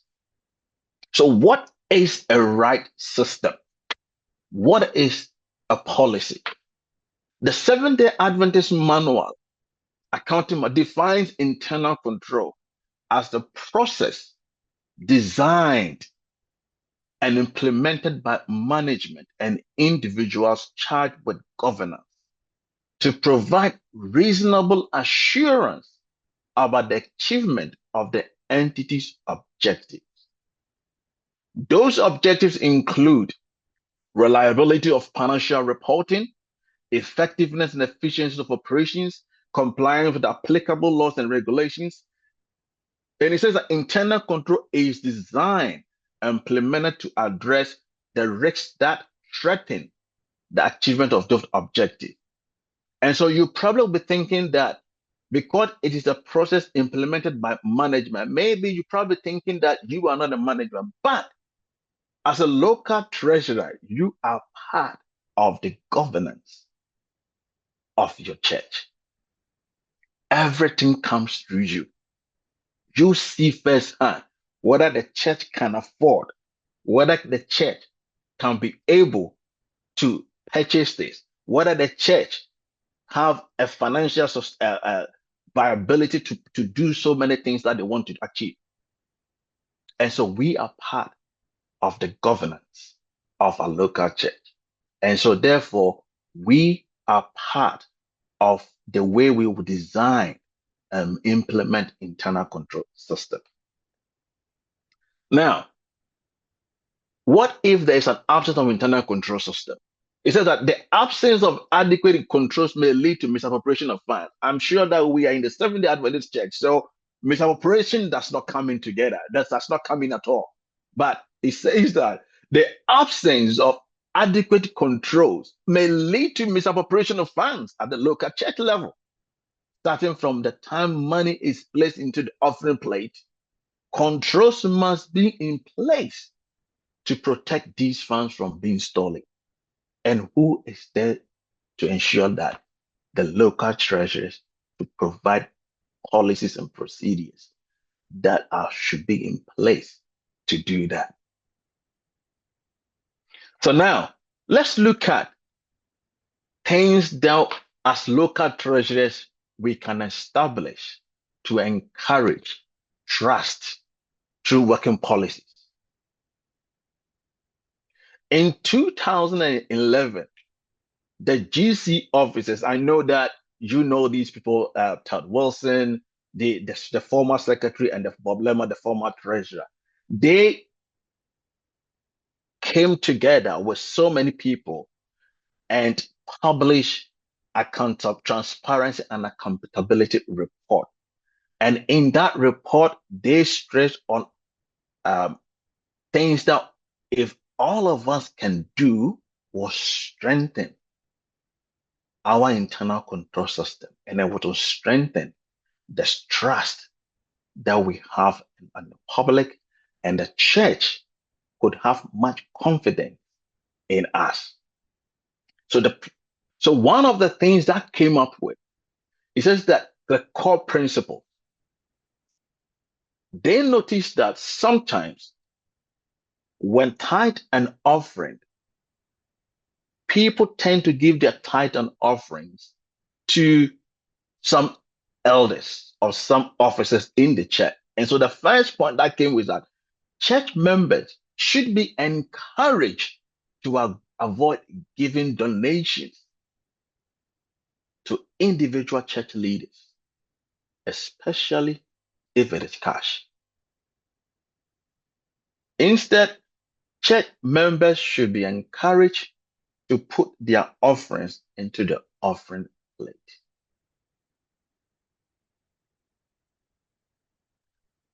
This is very important. I know that we are Christians.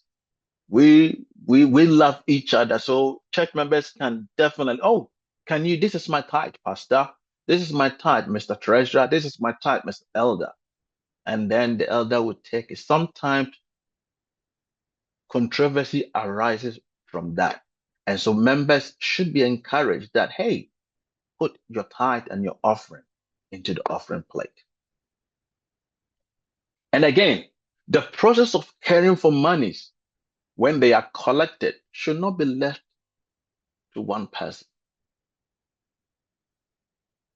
Most often, we tend to think that when you are an elected officer, you have that responsibility alone to make sure money is counted. And sometimes we even take it home. But the general practice is that at least two people must take the collected funds to the place where those funds are locked away until they are counted, or to the place when they are going to be counted. And it's important that two or more people participate in the counting. The counting should not be left by one person. It needs to be participated by more people.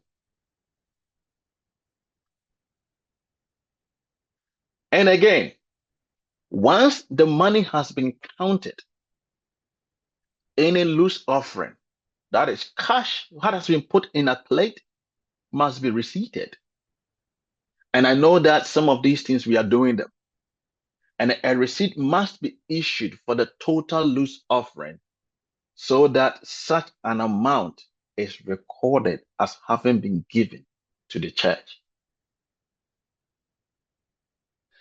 And again, individual receipts must be issued to every person for the gift that they have put in the offering bowl. Whatever form of gift they have enclosed in the envelope. All received funds at the local church must be deposited into the bank, and any disbursement of those funds must be from the bank. So therefore, we don't collect and then spend it. The spending trail should happen from the bank statement. No money should be spent that has not been deposited. That is the general practice. Depositing money into the bank creates history or path by which the money spent can be accounted for properly.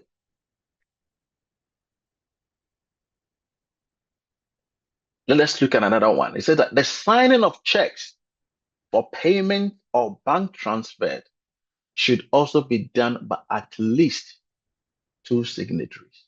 And I know that these days we are using more of a bank transfers and other things. It still requires that we need to ensure that two or more people are involved in that process. In one of the countries that we've audited, the treasurer of a conference, no, it was a local church, was the sole signatory. He was in charge of the bank statement. And he can literally give money to, no other person can be a signatory. And so what he does was, he sometimes transfer money into his own bank account. Whether the money is transferred to his bank account and use it for the church operations, we don't know. But it was the funds, local church funds was being transferred to his own personal bank account. And so, but if there were two or more people involved, then that process wouldn't have happened. And again, funds that are given at the local church are either trust funds or local expense funds. And I know that we all know trust funds. Trust funds are those funds that have been given through and collected at the local church, and it should be supposed to be spent and given to the conference. An example, which we all believe, is the tithe. The tithe goes through the church, and so it becomes a trust fund. So the money has to go to the conference. So local funds are all the local offerings that are those funds that the local church can spend without sending to the conference, which are the the offerings that has been given for the local church budget. How trust funds are dispersed is the sole responsibility of the conference. Once the local church has sent such funds to the conference, it is the conference executive committee that determines, and through the church policies, how the funds should be dispersed. And again, local church budget. All local church funds must be spent through a budget system or by an action of the board. So therefore, when the board decides to make a payment, they need to record in the minute, or it has to come from the budget. And this is where the local church treasurers come in. They need to make sure that the money that is being spent is coming from the church budget. And if it is not in the budget, it has to be minuted, or an action needs to be taken before such fund is spent. The pastors, local treasurers, and other leaders cannot unilaterally decide how to spend those funds. Decisions on how to spend those funds must be made with the consent of the local church properly instituted body, which is the church board.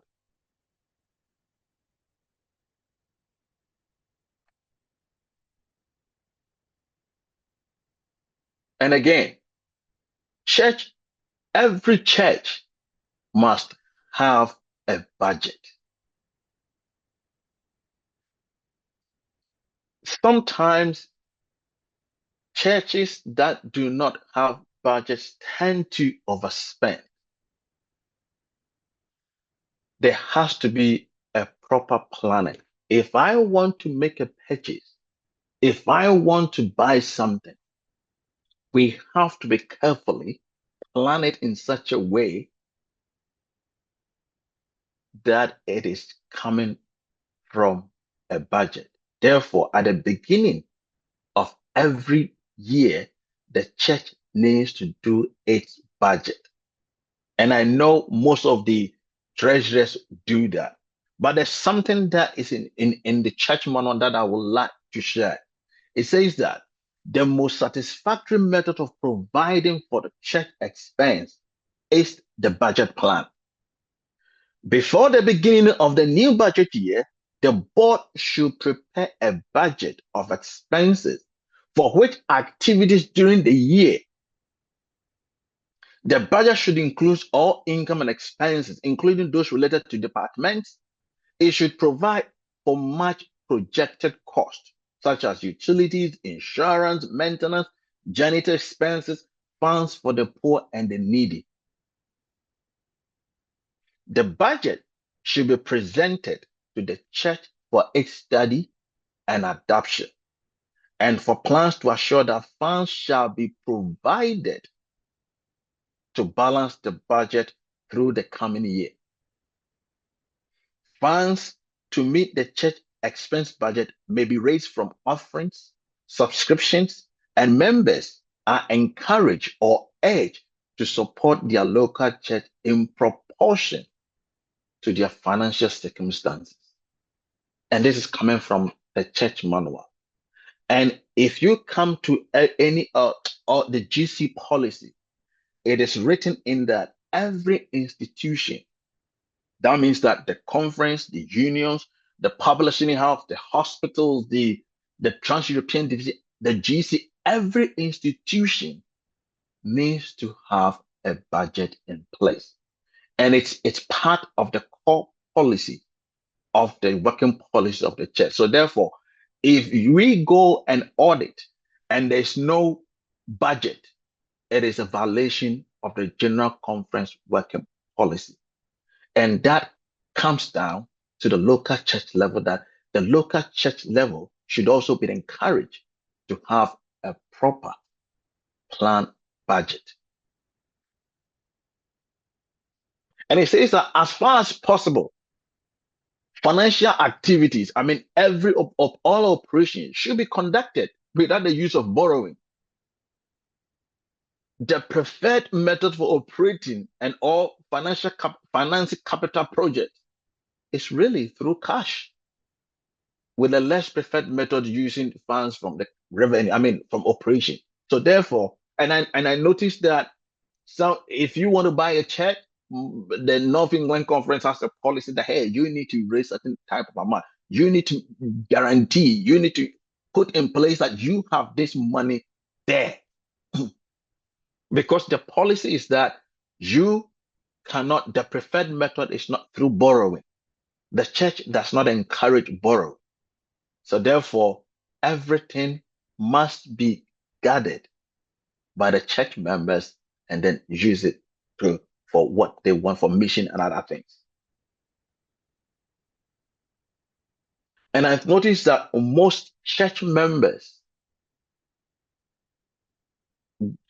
usually don't submit reports, but I know that North England Conference is probably different.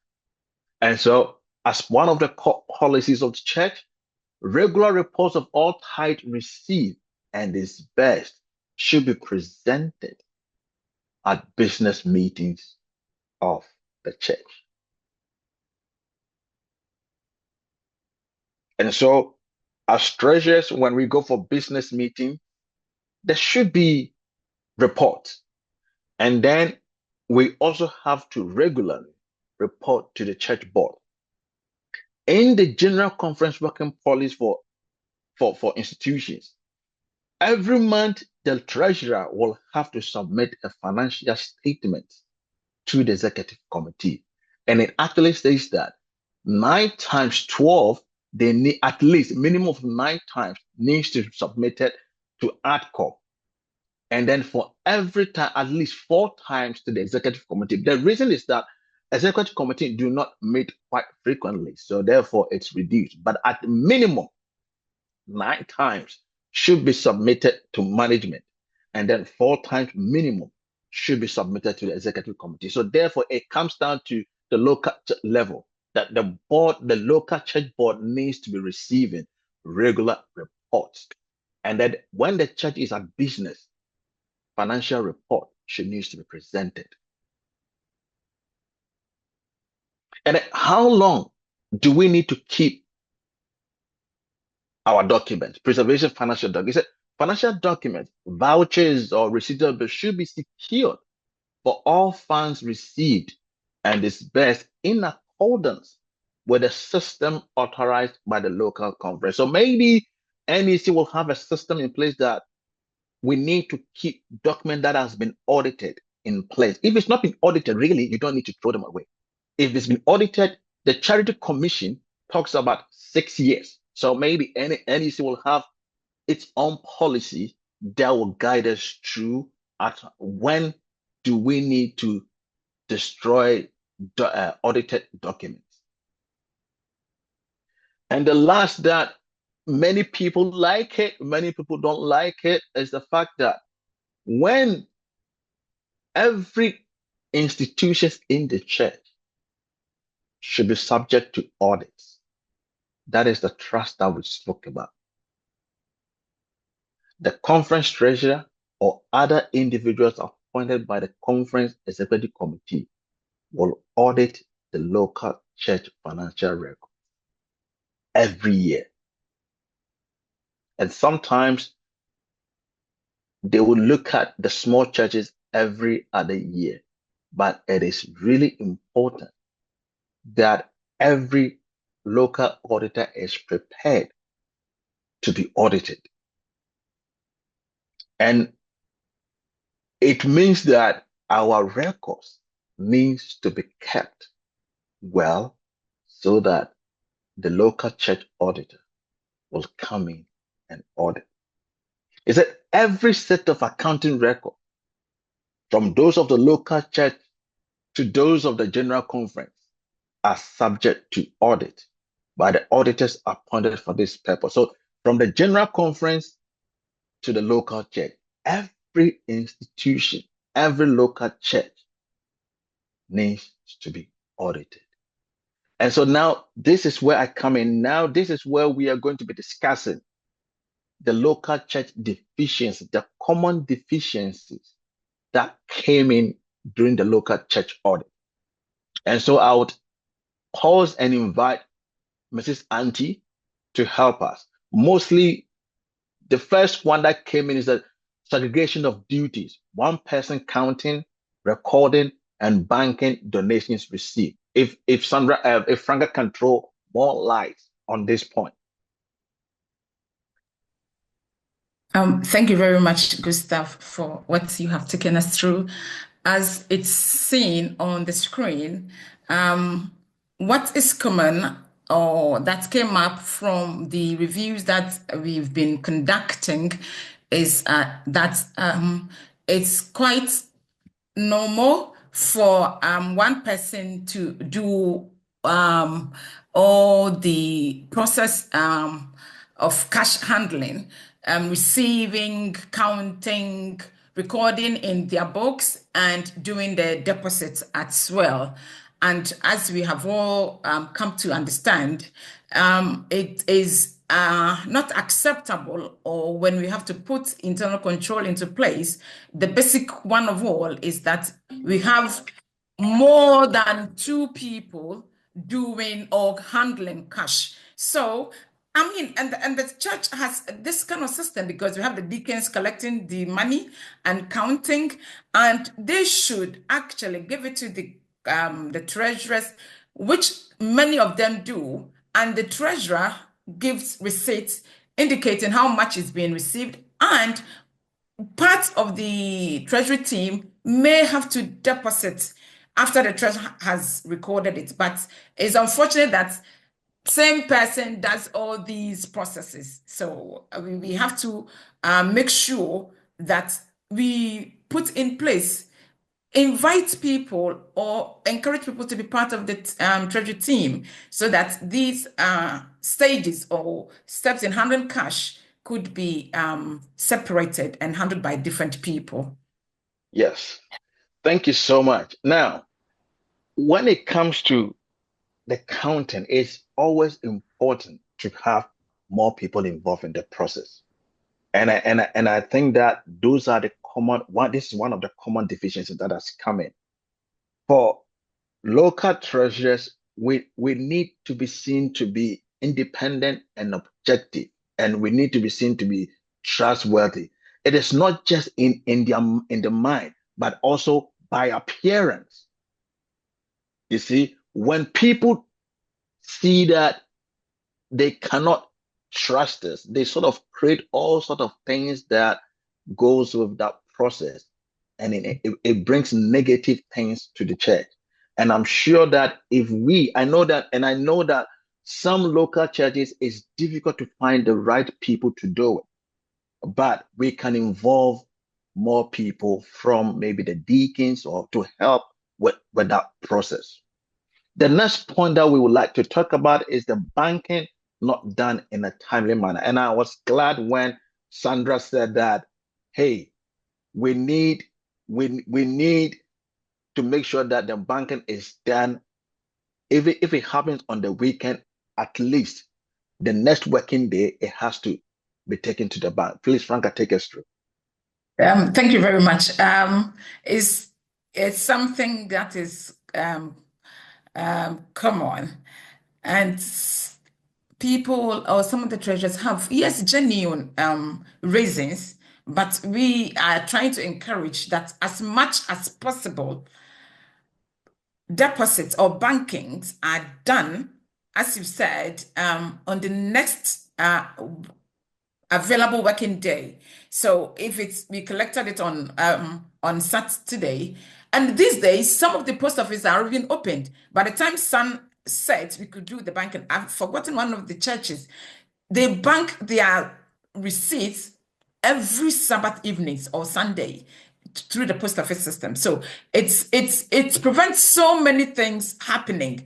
It could be fire, it could be theft, and when these are done on a timely manner, it safeguards the assets, I mean, the cash that is collected. So it is important that we try and do the banking on a timely basis. And as we have been told also, the insurance is for the next 3 working days. So imagine if we kept it for a month and something should happen. I don't know how Sandra would take that, or how insurance can cover these losses. So we need to take note of that and do our bankings as early as possible. And again, we are talking about God's money. I understand that sometimes we can be busy, which is okay, but we need to be good stewards and then make sure that regular banks, we bank them on a timely basis to prevent fraud or something. Let me share with you one important thing that happened. A local church collected tithe and offering, and the system was such that when the tithe and offering is collected and counted, it is given to the local church pastor, and that the church pastor will either send it to the conference or go and do the banking. And the church pastor gets home, and then there's no money in the house. So church pastor was forced to take some money with a mindset that he would replenish that. And then it became difficult, so that it was always robbing Peter to pay Paul. He gets this one and he pays the old one. He gets that one and pays the old one. So it became another, until later that he became fed up. He's not going to pay it. Then as you dig in and dig in, somehow it becomes fraud. But the thing is that as a church, we are preaching. Our mission work is to encourage everybody to get to the kingdom of God. So anything that will distract us, that will unintentionally or intentionally prevent us from doing what is not right, we have to make sure that we let go. The other point is adequate supporting documentation, invoices and receipt, Franca. Yeah, according to the church manual, page 85, all financial records, which includes invoices, receipts, other documentation, should be kept safe and should be made available for audit. Sometimes the treasurers, I wouldn't blame the treasurers much, but I will blame the treasurers. Why? Is because they have to enforce or let whoever comes to them, like the members coming for them for any expense, to have the right document in place. If you give them requisition, yes, this is what is going to use it for, and it passes through the head of that department. When the money is given, please ensure that receipts are given or are brought in. But sometimes we think that, oh, this is we trust the person.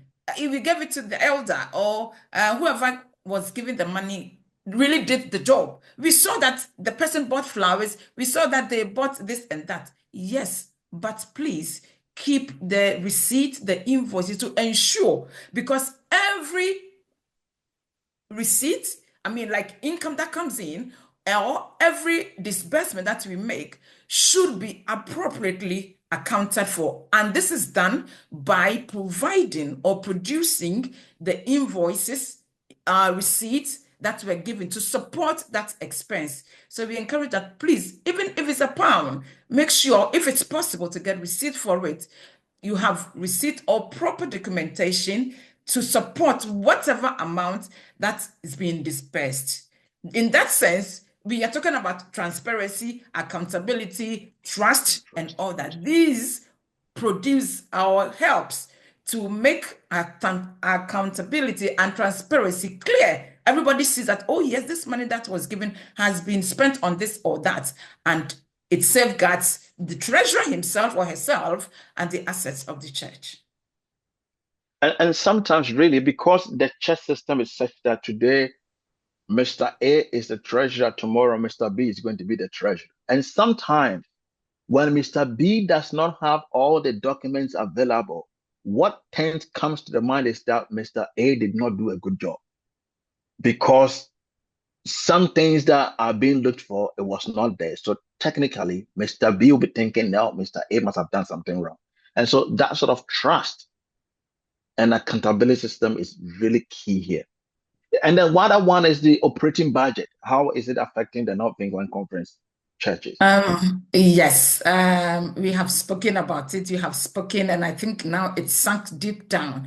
But from previous audits, we realized that we don't have operating budgets. And this is a requirement from the church manual, page 139. It says that all churches should have a complete budget. And another thing is sometimes we think a budget is just, oh, we're going to spend part-funded department 2,000, AY 5,000, Good Samaritan, all that, without thinking of how we're going to we will get income for these expenses. The manual states that it has to be a complete one. That is, we have income for the proposed expense we are putting in. How do we get the income? It's a budget estimate. From local offerings, we estimate that we're going to have 10,000. And out from this 10,000, this is how it's going to be used during the year. And the manual says that it has to be approved. It has to go to the board for the board to accept it, then goes to the whole church at business meeting for the coming year, so that we know that, we know we're going to have 10,000 as income, and for the 10,000 coming in as income, then you can't spend more than that, because you can't spend, we don't have. That means appropriate financial decisions are taken. As you said earlier, we will not overspend our budget, and inappropriate spending is cut off, and it's used or it's spent wisely. So we encourage that, please, to have the budget helps the church to make informed decisions about its finances. What could be done, what can't be done this year can be postponed to the future years because we don't have budget.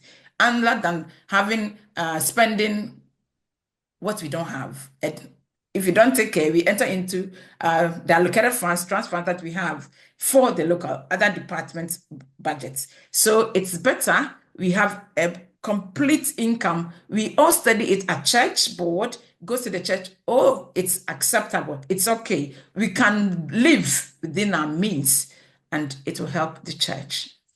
Yeah.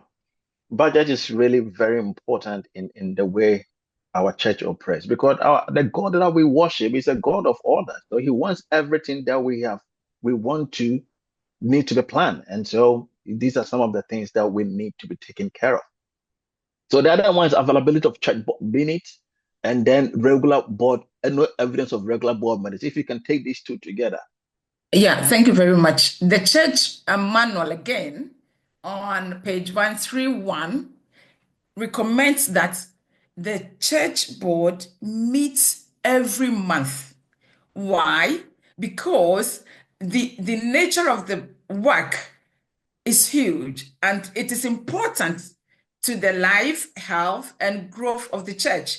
So if we should live, say we meet twice a year, we have the church, we need to run, we need to plan for what has to be done, or even reports that comes in and it lacks, it's not good. So it is recommending that every month the board should meet, and this will help the church to know what is going on, their projects, how it's going to be run, and the reports that comes in. We planned to do this, but we couldn't do it.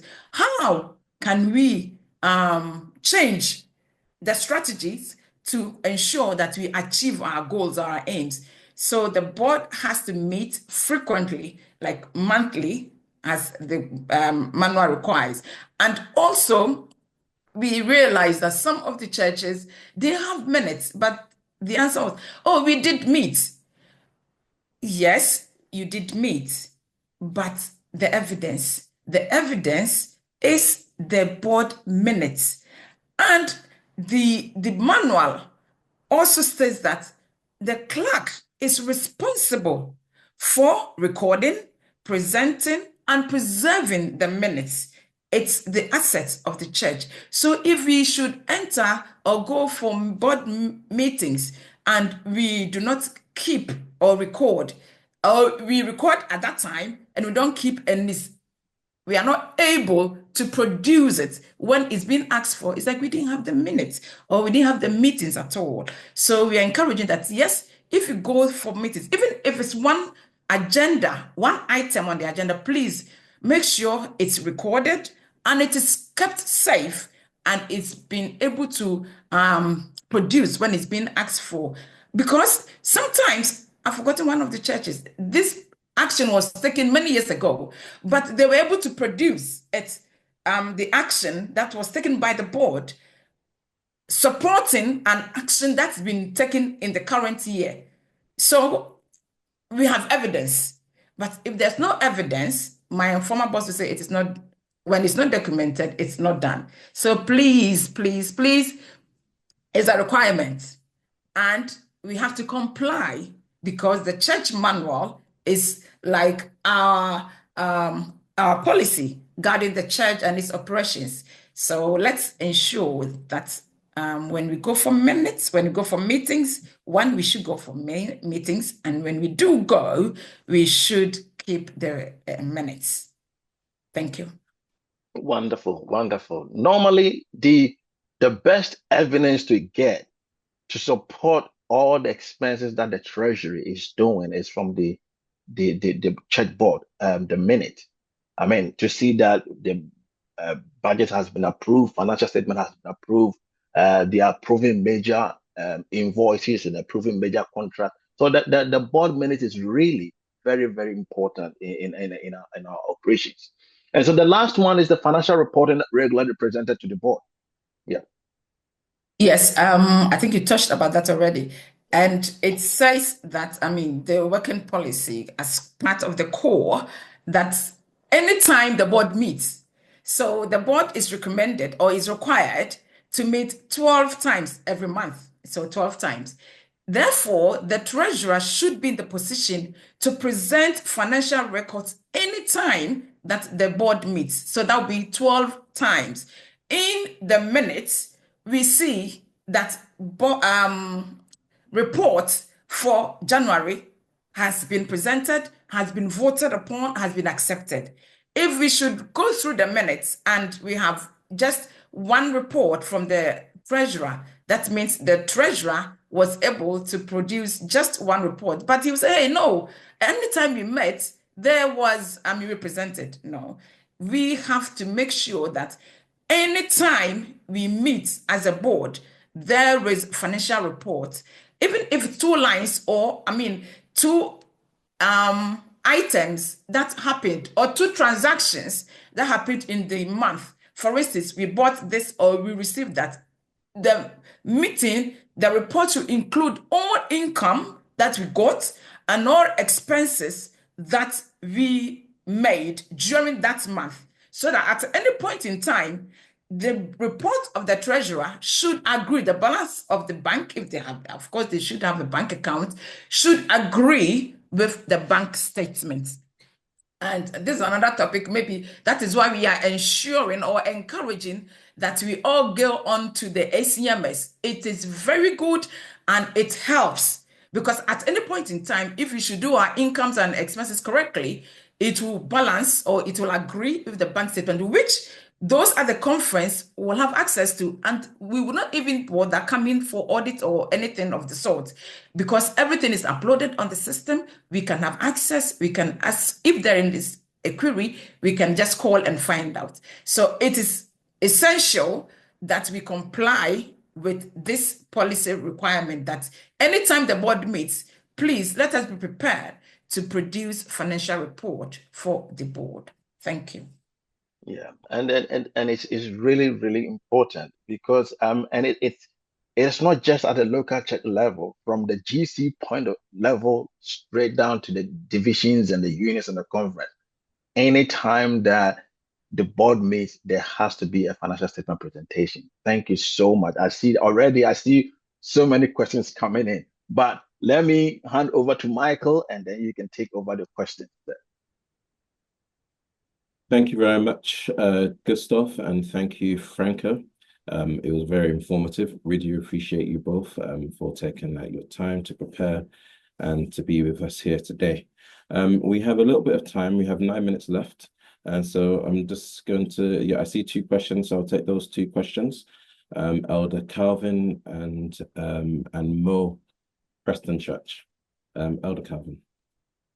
Good afternoon, everyone. Thank you for the timely and very informative presentations. Now, I have a question. The church has a need, i.e. a refrigerator. Members put the monies, well, come together and they provide their monies, their personal monies, and this refrigerator is bought. How do you reflect this in the Treasurer's report?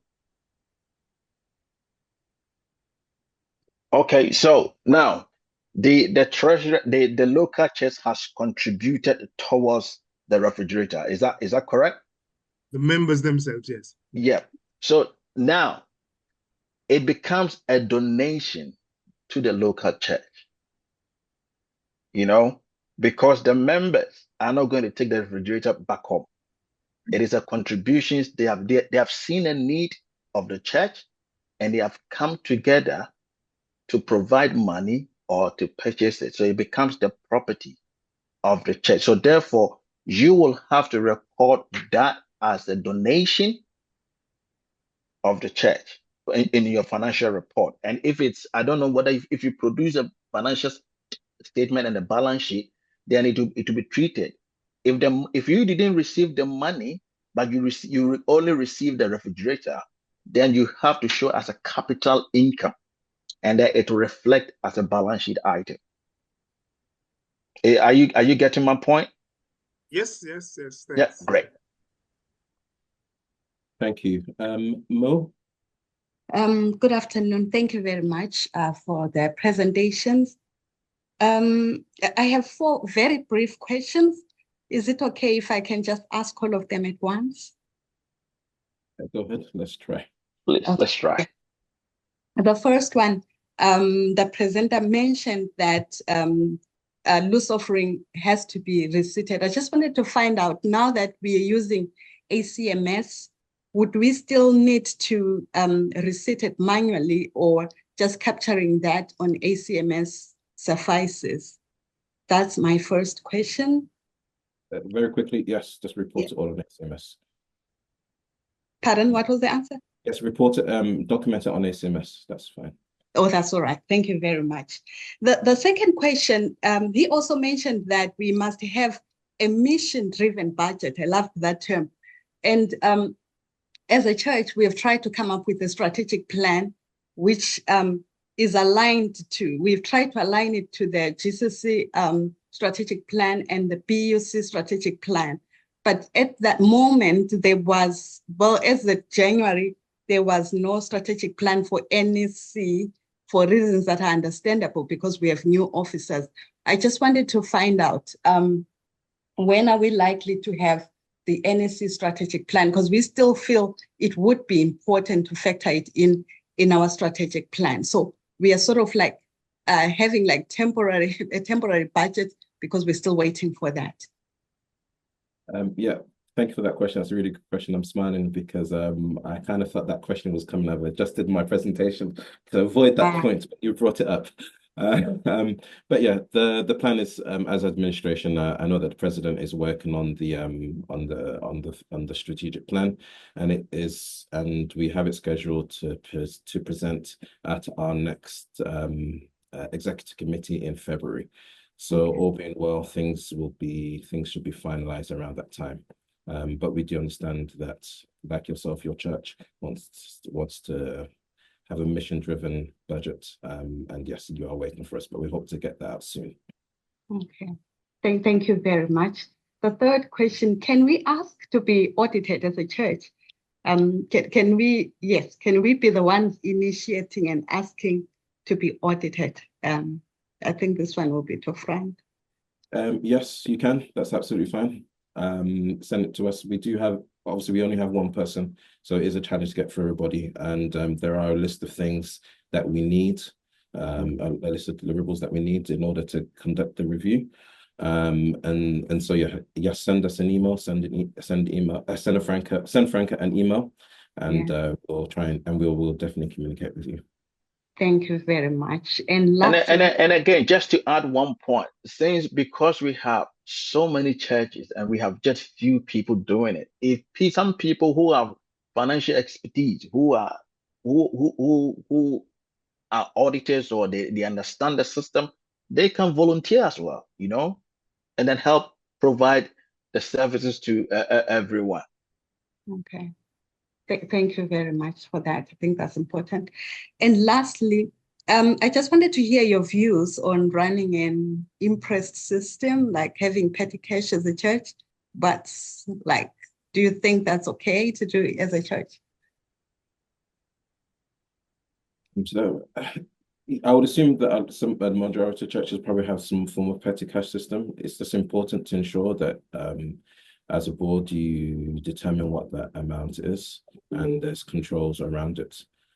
So yes, we're not expecting the petty cash to be about £1,000. We're expecting it to be very small. So yeah, that's quite important.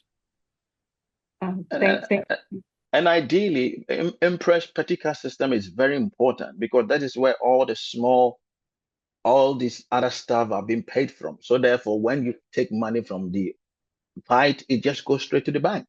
It is not spent before it goes to the bank. It's when we count the money, it just goes straight to the bank, and then we can use our impress system to do the day-to-day around running of the church.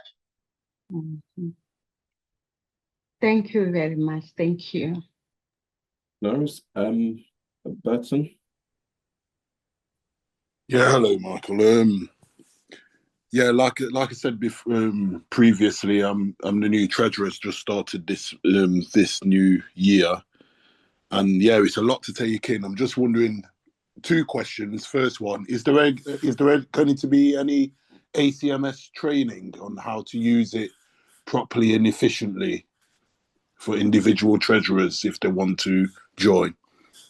Yep. So so next week we'll be focusing on ACMS in terms of the functions of it. So there will be a dedicated time for it next week. We are moving in order for us to be more compliant. We are pushing everybody towards that. So we have one system for transparency and for compliance reasons. And so there'll be another push this year. But in terms of having individual support, yes, get in contact with us. As we mentioned before, Noel is the lead guy for ACMS Treasury. We are in the process of BUC-wide of employing another person to help essentially be like a super user. They'll be coming over from Brazil to essentially help us with that support as well. So obviously implementing is somewhat easy to do, but the support system mechanism is also very important as well. So we are making a lot of headway in creating a framework to support all of our users. Okay, thank you. And the second question is, with there being a change of treasurer, should I be requesting for from the previous treasurer any documentation, and if so, over what period of time, or is that dealt with the NEC with the previous treasurer? Yeah, so with that, you should be getting documents from your previous from the previous treasurer. So there should be a handover process that wouldn't necessarily come through at the conference. But yeah, I haven't mentioned it as yet, but one of the things that is really important with any change, for example, are the change of signatories. And I know that historically we've had a bit of challenge in terms of doing that really quickly with some churches. And so obviously just need to work through the church board as well, so they know exactly what's going on. But you should be having regular meetings in terms of the point of handover, making sure the documentations are there. In terms of your access to ACMS, you would need to have that documented on the church board, obviously, that you're the new treasurer or the part of the treasurer team, and whoever's been selected to have access to treasury will need to work with the church clerk in order for them to give you access to the ACMS portal. Yeah, thanks, Michael. But what I mean is there was a discussion about transparency, and what I'm really asking, I'm not talking about the transference of the bank books and the signatories and so on and so forth. I'm talking about the previous treasurer's activities with regard to their time doing the treasury role. Should I have? I know that's presented in board every week, but should I have a copy from the previous treasurer over the past year or past 2 years or whatever previous of time, whatever amount of time, or is that previous treasurer's activities closed now to the new treasurer, and they just deal with the NEC with any queries directly? Do you understand what I'm asking? Sorry. I'm not sure if I completely understand, but so the previous treasurer's activities, whatever, you know, with regards to the accounts, should they be disclosing that to the new treasurer? So whatever the previous treasurer during the board meetings, they'll do their financial statements. Should those financial statements, for example, be disclosed fully to the new treasurer, or is that closed now and then it's just the new treasurer taking over? Yeah, so first of all, I would assume that any financial information would have been shared with the church board in any case. Yeah, it has, yeah. If there's any financial information that was done, it maybe more details. If you have, I'm assuming that you would have some form of accounting system if you're not already using things like Church Power historically, or now as we're moving on to ASMS Treasury, that would have been handed over just so you can have a bit more detail on things if necessary. But essentially, the church, the treasurer should be working through the church board and getting all levels of authorizations through there. And obviously the details would be if you have a finance committee through there, or you should be able to just capture that information from them. So yeah. Okay, thanks a lot, Michael. Sure. Okay, no worries. Okay, just going to take, there's three more hands, and that will be it for today. A. Benjamin, I see your name has changed now. Yes. Can we get a copy of the Seventh-day Adventist accounting manual? Don't know if it was mentioned before, please. As churchy. So that the accounting manual is an internal document from a worker's perspective, and it's quite a big document that is not necessarily. There's a lot of detail in there that is for at a conference level and the business side of the head office side of the church. But in terms of practices and stuff like that, we are working on a church. We do have a handbook that we have. I know it is a bit outdated, and it is something that we are working on in terms of updating, and so that would be the more appropriate document for us to share with you. Okay. Thank you. When we'll be getting that one, just because it helps us with our policies, and like as you said, to be clear, it helps if people on the board have and look at the copy of what's required, and we can also internally write ours as a church. So do you know when we'll be maybe getting that one from yourselves? Probably if you give me like 20 seconds, I'll drop it in the chat. Thank you. No worries. Okay, Thimba. And yes, then there's the final comment. That's the final question. Thank you, Michael. In our church, we have members depositing their tithe or just doing bank transfer into our local church account, and then we have to the treasurer have to transfer that one to the conference account. Is this practice okay, or should it be discouraged? Sorry, can you just repeat? Sorry, my internet connection kind of cut in and out. Okay, that's fine. Members deposit their tithe into the local church account. Is that practice okay, or should be discouraged?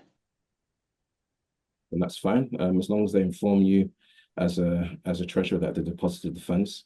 And what will be important is that they just give you a breakdown of what those funds, how they need to be allocated. You have a duty to allocate the funds by the donor's request, as the donor has requested.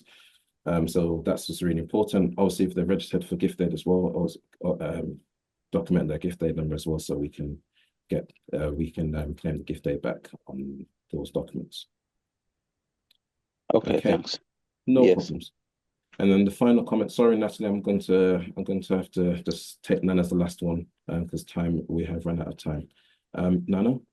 Michael, thank you for your presentation. I just want to find out the ACMS. How different is it from ChurchPal? It is different. It is different. So if it is different, would it be getting to a point where those of us currently using ChurchPal, would we have to migrate from ChurchPal to the latest version, which would be the ACMS? So ChurchPal and ACMS are two separate pieces of software. Our support for ChurchPal will be stopping soon because we do have to move across we do need to become more compliant as a charity and as local churches as well. And so we started our phase. We did start to phase new churches in 2023, and we implemented more in 2024. And we hope to do some more in 2025 as well. All right. So how soon do we have to get the ACMS as a church? So you can email us now, and then Noel will send you the documentation, which is an Excel sheet, and then then we can just implement you pretty much straight away. What is necessary is that as a local church, is that your accounts are up to date. What's really important is that you've done a budget as well. It's really key so then we can allocate your funds appropriately when we do the implementation. Okay, thank you. Lastly, is it remote or is it more like a cloud-based or is it more like a SaaS platform where you have to access it remotely? Yeah. Sorry for being technical, sorry. No problem. These questions are helpful. It is web-based, so you just log on to the website and you have access to it there. Multiple users can be on it at the same time. And in order for you to have access, you need to be a member of your church. So if you're part of the Treasury team, it would be more than likely you should be a member of your local church. And if you're a member of your local church, your church clerk will be able to turn on the access for you once it's been authorized by the church, approved by the church board. And then we can continue with the process as well. All right, then. Thank you so much, Michael. Take care. No problem.